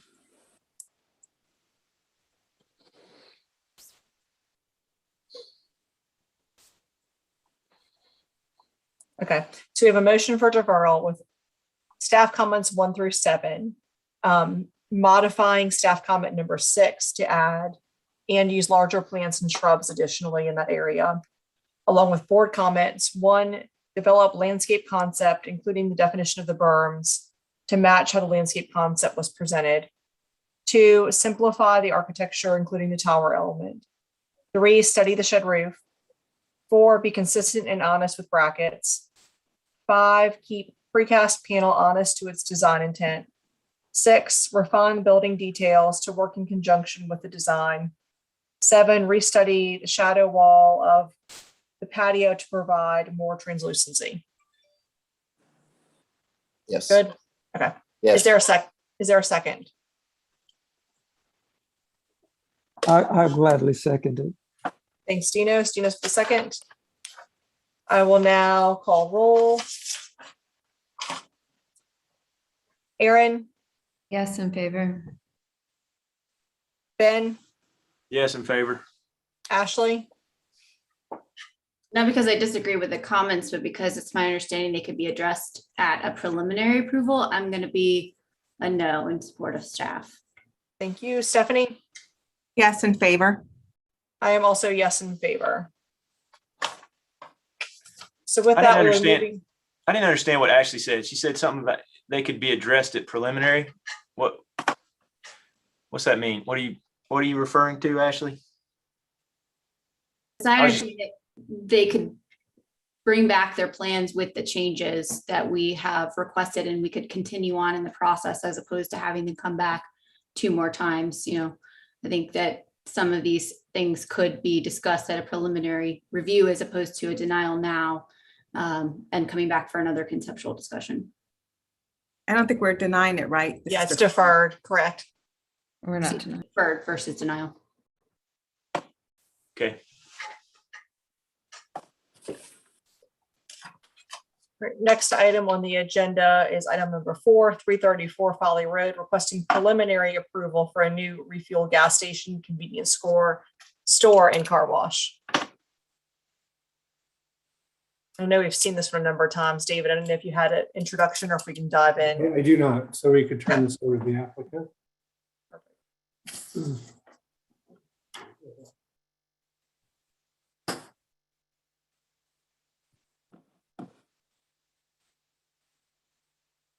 I think probably Chris Friend is going to go first. Hello, Yes, can you hear me?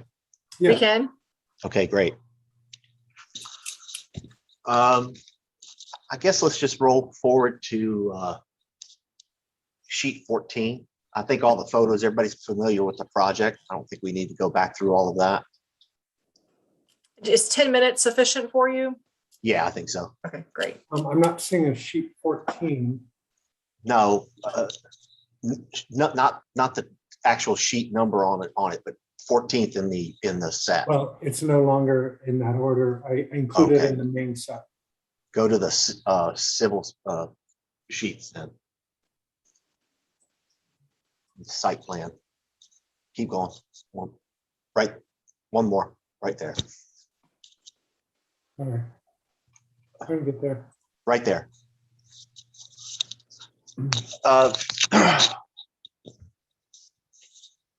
We looked at the car wash orientation, but there's some difficulty in getting it to work and maintain the 30 feet required before the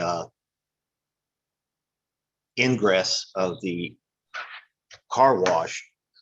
There's a license plate reader that has to be back that far for it to work properly. So we did try to skew it a little bit. We looked at several different things. The exit from the car wash, we had it got kind of an extreme curve, so it was kind of odd. We went back to, can you hear me still? Yeah. We went back to this orientation and added some, changed the landscaping a little in that area as requested in order to hopefully screen that entrance a little bit better.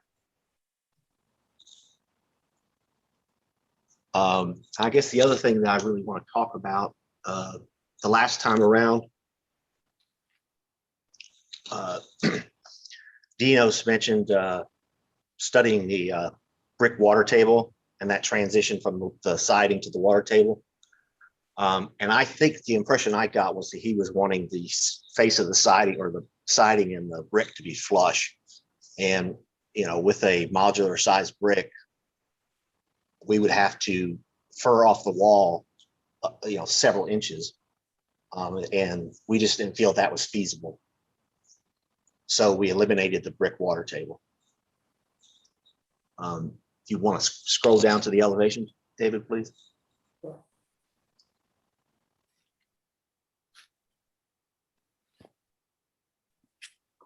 Oh, And there you can see we removed the water table.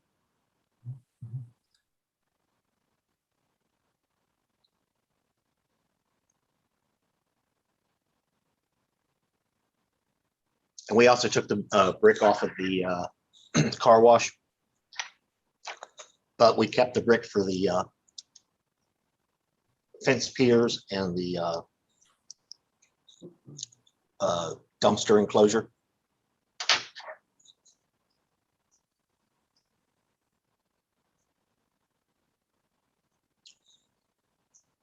If you want to roll over a couple more, you can look at the streetscape.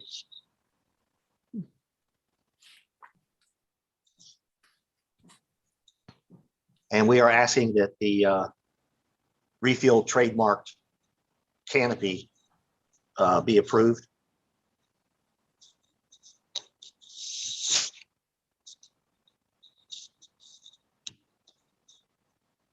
Michael, do you want to add anything?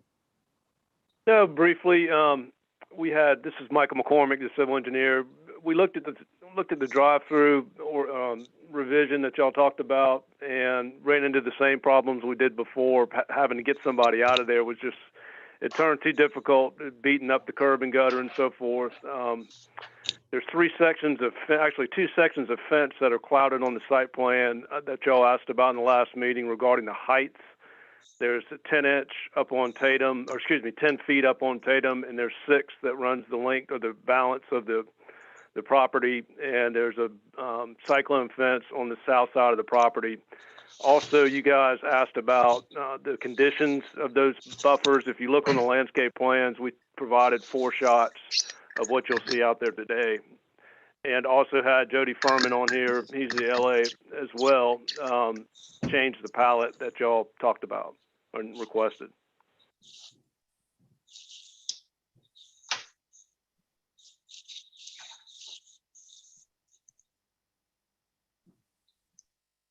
Thank you. Anything else? I don't think so. I think we pretty much covered the few comments from last time. Got it. Any questions from the board? Madam Chair, this is Dinos. And guys, thank y'all. I know I'll be addressing this more in the board comments, but the manner in which y'all have truly simplified the aspect of this design is so contiguous to, considering its contiguous relationship to McLeod Plantation, I think is a very nice compliment. I guess the one question that I have is the canopy. Can you go back to the street elevation, David, for a moment? There you go. Looking at the bottom, a couple of things struck me, and I'm wondering, because we are not able to turn the car wash to the extent to eliminate the view into the car wash, just geometrically, it doesn't make more sense now that maybe it goes ahead and turns a little bit more and parallels the structure. And I'm just curious what Chris's and Michael's comment. We did look at that, and the exit from the car wash had a kind of an extreme curve, and it just felt awkward. Okay. And that could be problematic. Yeah. To add on to that, as well as what I did is I rotated the north side, if you will, the whole car wash with the north side being the exit lane that you don't want to see sitting on Folly Road, somebody getting their car washed. And I rotated as much as I can, holding a 50-foot dimension between the residential and the placement of the tanks. Mm-hmm. And if you project that lane out, I mean, it catches the screen wall on the north side of the drive as much as I possibly can. Mm-hmm. And that was the intent. Okay. I guess the only, yeah, that makes perfect sense. Thank you. And thank you for really studying it. And from an architectural standpoint, just want to ask you, y'all have gone to such a wonderful extent toward a contextual feel with regards to not only the James Island location, but again, its contiguous relationship with the McLeod Plantation and just the simplified manner of the structure. What is the hesitancy to exercise the same restraint on the car canopy, on the canopy for the cars at the gas pumps? Yeah, this is Ryan Robinson, Refuel Operating Company. I'm happy to jump in here and answer this question. Appreciate the hearing tonight. Thank you for being available to review our proposal here in front of you. I think to answer your question, really from a refuel standpoint, this canopy is very near and dear to our hearts. The owner and founder of Refuel developed this canopy as part of really the design portfolio for this brand, for this project. He's a local Charleston guy, graduated from the Citadel, lives in Mount Pleasant, super involved in the community. And really our desire is to incorporate the local design of this canopy into a local store here in Charleston. This canopy design really carries the design that Refuel is. This is very unique to our brand, and for us is something that is identifiable to us really across our brand. We think that this is an excellent location for this. There's been a lot of redevelopment on the James Island or Folly Road area. We believe that this is a complement to some of the more modern technology, modern architecture that's going in on Folly Road, and kind of continues with that Charleston feel. And we really believe that it complements the design and the feel of this stretch and neighborhood here in Charleston. So for us, it's something that's really important. It is a trademark of ours, and it's something that we hope that the city would support. In fact, we actually have council member Appel's approval and blessing on the project and the design here. So it's something that for us, we believe really complements the corner, is something for this corridor, really helps to upgrade this kind of now vacant, the dilapidated corner that we're redeveloping. And I think this evening we're asking for your approval to proceed with the design that we feel really upgrades this corner here.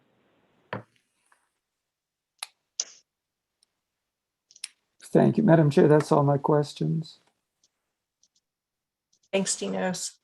Anyone else? Any other questions? I had a couple questions. ahead. So I saw on the elevations, it's a 9-inch lap siding. Is that correct? And that's shown, correct. shown graphically correct on the elevation. Yes, that's correct.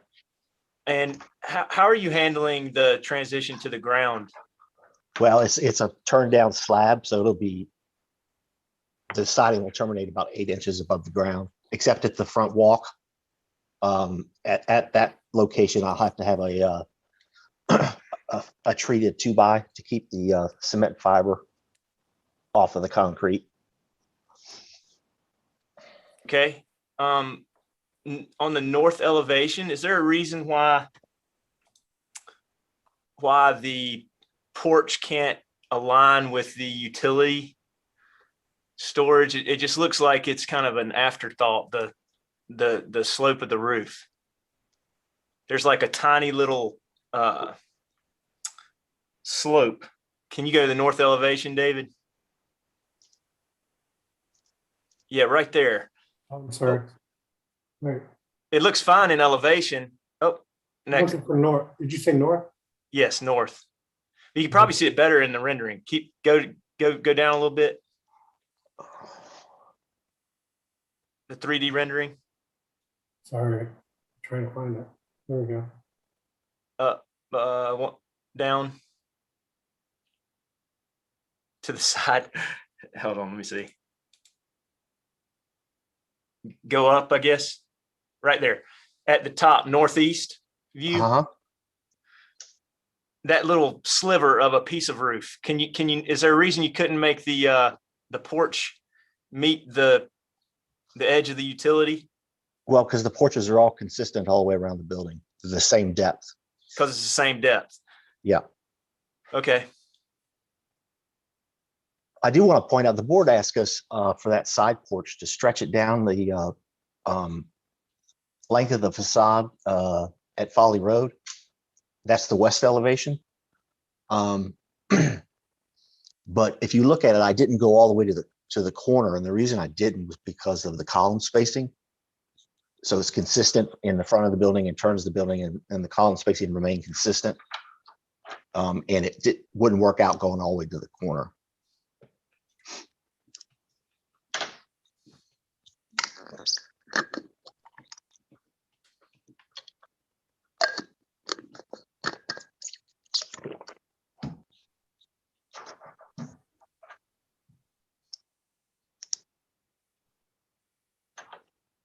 want to step in if you still have more No, questions. that's all the questions I had. Okay. In going back to the canopy again, because I feel like that's been a point of contention and really something that's been discussed each time that the applicant has presented. There was a rendering that showed the whole site plan. If David, you wouldn't mind pulling that up, that shows the store and yep, right there. That one. There's just nothing, even my untrained eye, there's nothing that echoes the shape of that canopy structure. And, I might make Dinos's skin crawl and create an aberration here, but, is there a way if this is really a sticking point for the applicant that we could mimic that shape along the roof line of some of the other structures? I mean, it looks like it's out of nowhere compared to the other two structures. I think Yeah, forcing this that. is Ryan again. I think the other Ryan, item let me too well, real quick, I think the other item to consider, unfortunately, too, on the elevation is we don't show any of the landscaping on here. So I think a really great feature that's added as well that's not particularly reflected is we do propose palm trees on both sides of this canopy structure. So we do have some really nice landscaping that'll go in on the outside of each of the columns. Plus, there's also some really nice landscaping that's going to go along Folly Road. Go ahead, Chris. I think trying to put a curve on either structure is kind of forcing things. We had a concept for the store alone, kind of a low country building, and a curve on that really is not appropriate.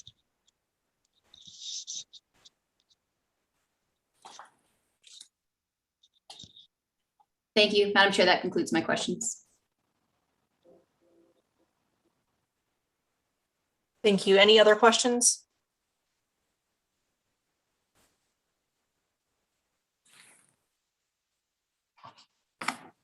With none, and we have no public comments, David, if you could go through staff recommendations, please. Thank you. The brick water table was removed due to the expensive detailing where the brick meets the siding, according to the architect. The car wash tunnel is aimed towards the Folly Road entry into the site even more than the previous submittal, which staff does not support. We are wanting the applicant to get the facade that has the 3 openings to face Folly, as this is an interesting facade, and not the car wash tunnel opening facing Folly Road. The staff does not want to hold up this project further, and if the applicants claim they cannot make what we suggest work, we can support the site plan as is. Or we would support going back to the previous car wash position, which was better with less view in the tunnel in the current layout. The curved canopy is still proposed by the applicant rather than the straight angled curved canopy. Staff can support the curved canopy. The applicants have demonstrated that there is an existing wood fence along the east property line for the benefit of the residential use to the east. And the applicants are showing a 12-foot wide multi-use path with the grass strip between the curb and the path, which is great. Staff comment number 1, staff would like to see the brick water table back on the buildings. We're confident the architect can work out a detail where the siding meets the brick. The brick water table matches the canopy columns and the fence columns and ties the whole project together. The applicants are still showing cloud images in this presentation, which was for the purpose of showing the brick used there as context for the brick to also be used in the water table of this building. Number 2, at the south lot line, there's only a low chain link fence existing. And for the benefit of the neighbors to the south, who would be adjacent to lights and noise, staff recommends a 6-foot height minimum screen fence along the south lot line as well. Looks like I have a page cut off. Let me make sure I don't have any more. Can you give me one moment? You all have my staff comments. Did I have something beyond number 2? Seem to be missed. No, you did not, David. Well, it must have got cut off as well, but I apologize.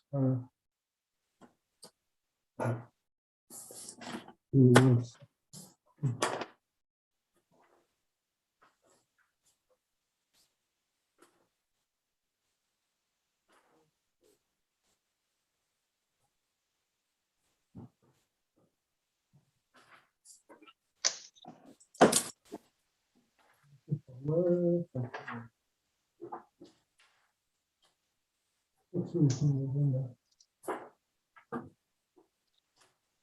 sorry, can you remind me, is this for conceptual? Preliminary. Preliminary. Preliminary, okay, I apologize. So we do recommend preliminary approval. Thanks, David. Did the applicant team have anything they wanted to respond or clarify to? No. Thank you. We are now in board discussion and a motion. If there's any thoughts and comments. This is, this is Dino's. And again, many thanks to the applicant. They have massaged the design to the greatest extent. I would disagree with staff regarding the water table. I do believe that the manner in which the building is presenting itself now has simplified it so nicely. And when we see the actual product, I think we will find that the simplicity is more contextually appealing to the surrounding area. I think Ashley and I were coming at the canopy from two different directions, and I completely understand and appreciate what her comments were as well. And I can certainly appreciate the aspect of the founder of Refuel and certainly adhering to what I'm assuming is symbolically a logo of sorts for Refuel. And I don't know how the rest of the board feels, and I'm certainly, it's just, there was so much effort and so much endeavor to massage the building design that the canopy is incongruent to the overall aspect. I think that if the canopy remains as a curve, I think the manner in which it's going to be detailed, if this is going to be critical at a final review, and I would probably urge that as part of a motion that at least the project, particularly the canopy, come back to the board for final approval. And thank you. Go ahead. I would support that. And I think that, for me personally, I don't have any real heartache against, a design element that is, to your point, it's more of a logo for the brand. But to me, it needs to be congruent with the overall design of the project. And I am not seeing that here. And so for that reason, it's still a point of heartburn for me. But otherwise, I appreciate all the changes, and that they've taken our comments to heart and listened to the staff feedback as well. Maybe you incorporate that brand into the structure, but maybe you only see it from underneath or something, because right now it's glaring as a foreign object on the site. It almost wants to be a form like your porch maybe, or what the actual form looks like to be contextual with the buildings you have now on site. But as it stands right now, I couldn't support that, even if it is the brand or the logo for preliminary. It stands out too much from the existing surrounding context and the new architecture that you're proposing on the site. That's how I would feel about it. And I would try to clean up that north elevation. It seems like it wants to be the same plane, and it's, you got like a 1 foot offset where it's not. Everything else is so clean and elegant. And then you've got a little bump there on the north elevation that, make the porch wider there. And I agree with Dinos. I think the brick doesn't need to be on this building.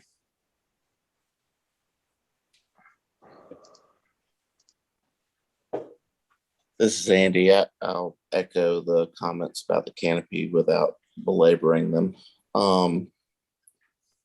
The only other comment I had is in the landscape plan to substitute the ligustrums, find some other plant for that. And then the saw palmettos, there's some places that it's up against the building and near pedestrian areas, and that needs to be moved away from pedestrian access or where pedestrians can get to it.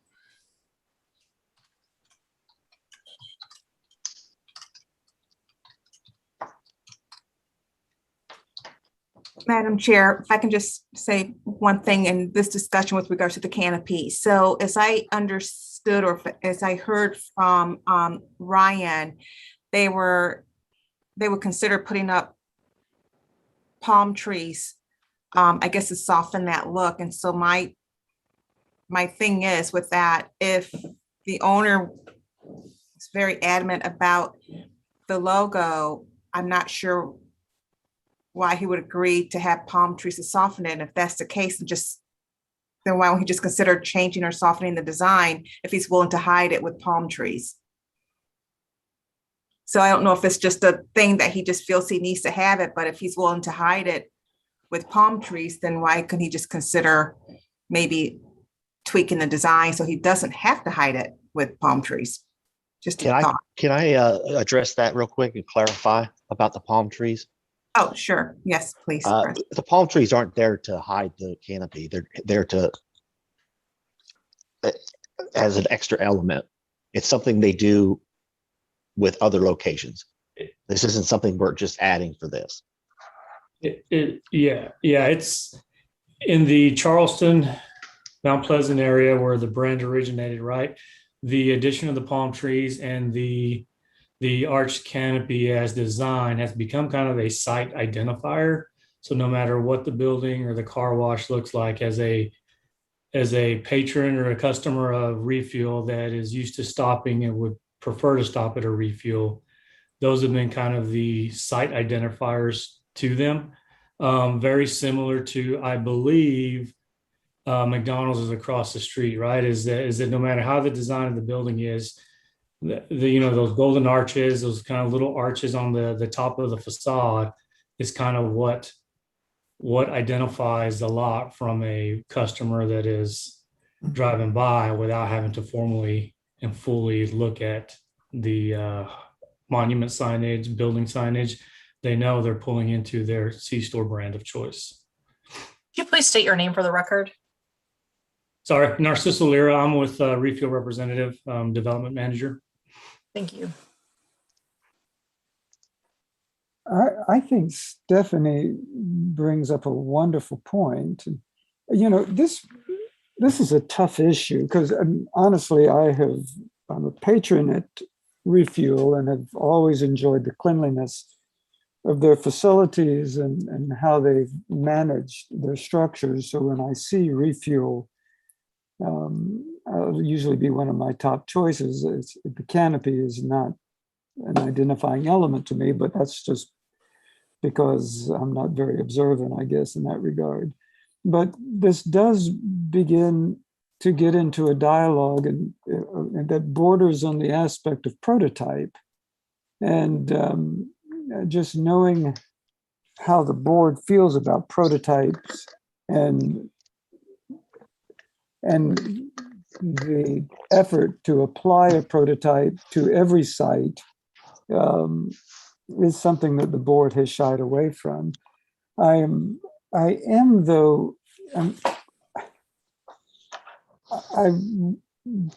would hate to see us defer an application on the basis,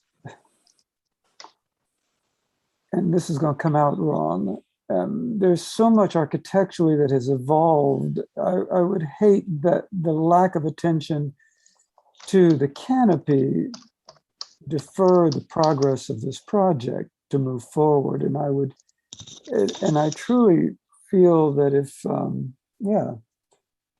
if Refuel would give some consideration to the canopy design,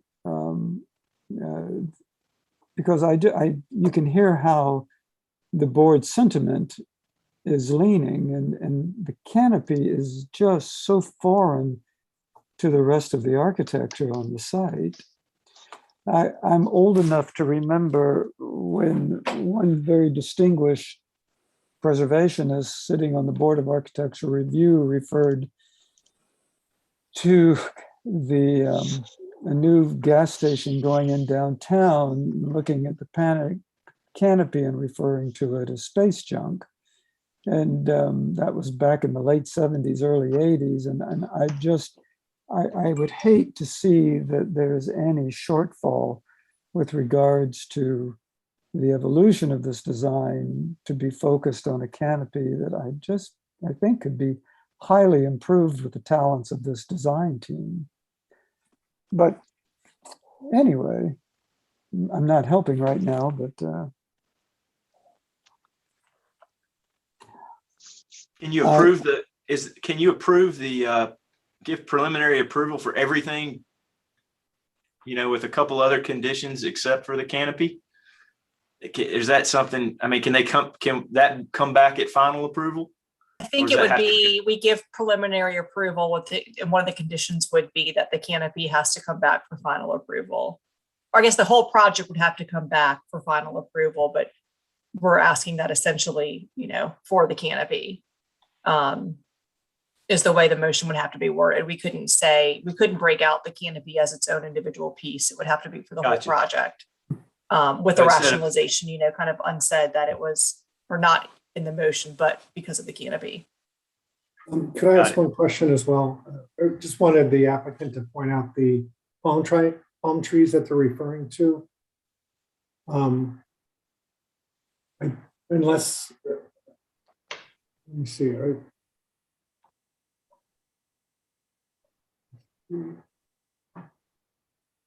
Because, yeah, these small shrubs at the end, these are just small shrubs. These aren't palm trees. So I'm wondering where the palm trees are that they were just discussing. Those were supposed to be palm trees. Okay, well, these are little shrubs. Yeah, I see that now.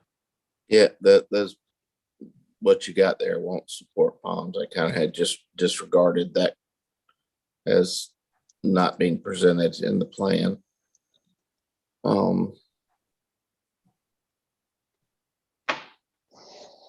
I'm willing to take a shot at a motion with board help in this regard. And go ahead, Dinos. I'm ready when you are. Give me a try. I would move for preliminary approval with staff comment number 2 and board comment to restudy the north elevation to clean up the lines.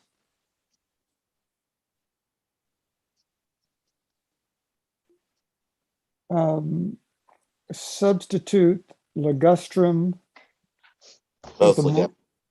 I'm sorry? To substitute both ligustrums.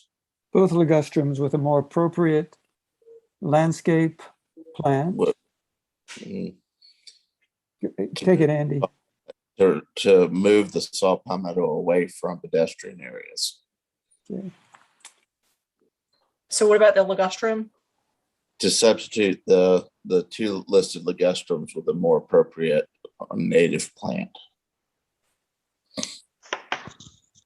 And to move the saw palmettos away from pedestrian areas.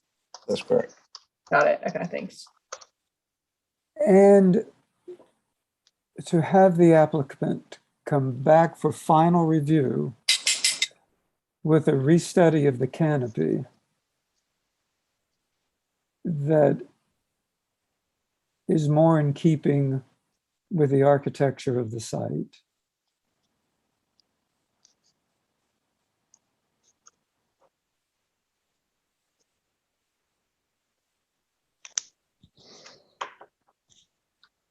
And for our dear friends, this is with Refuel, I mean, with all respect, we appreciate everything that you do, but this is more of an architectural solution that we're looking for.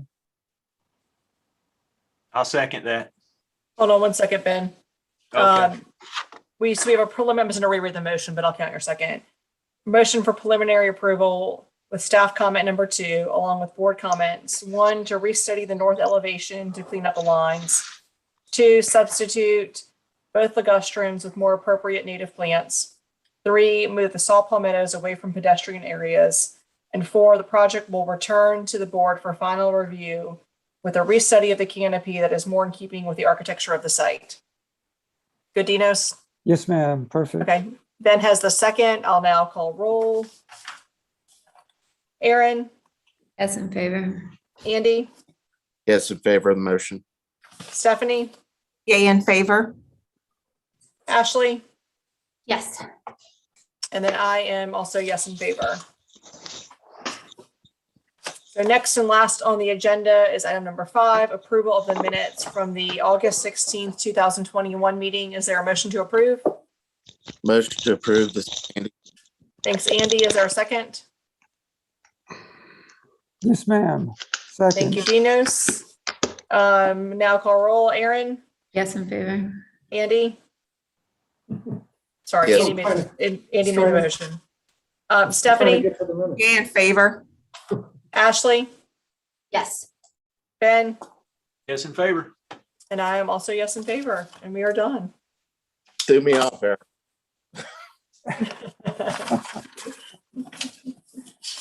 Thank you, everyone. Well Thank you done. all. Great David. dialogue. Thank you, all of you tonight. Have a Yes. great evening. You too. Thank you, everyone. Have a great evening. Thank you, David. Bye-bye. Bye-bye.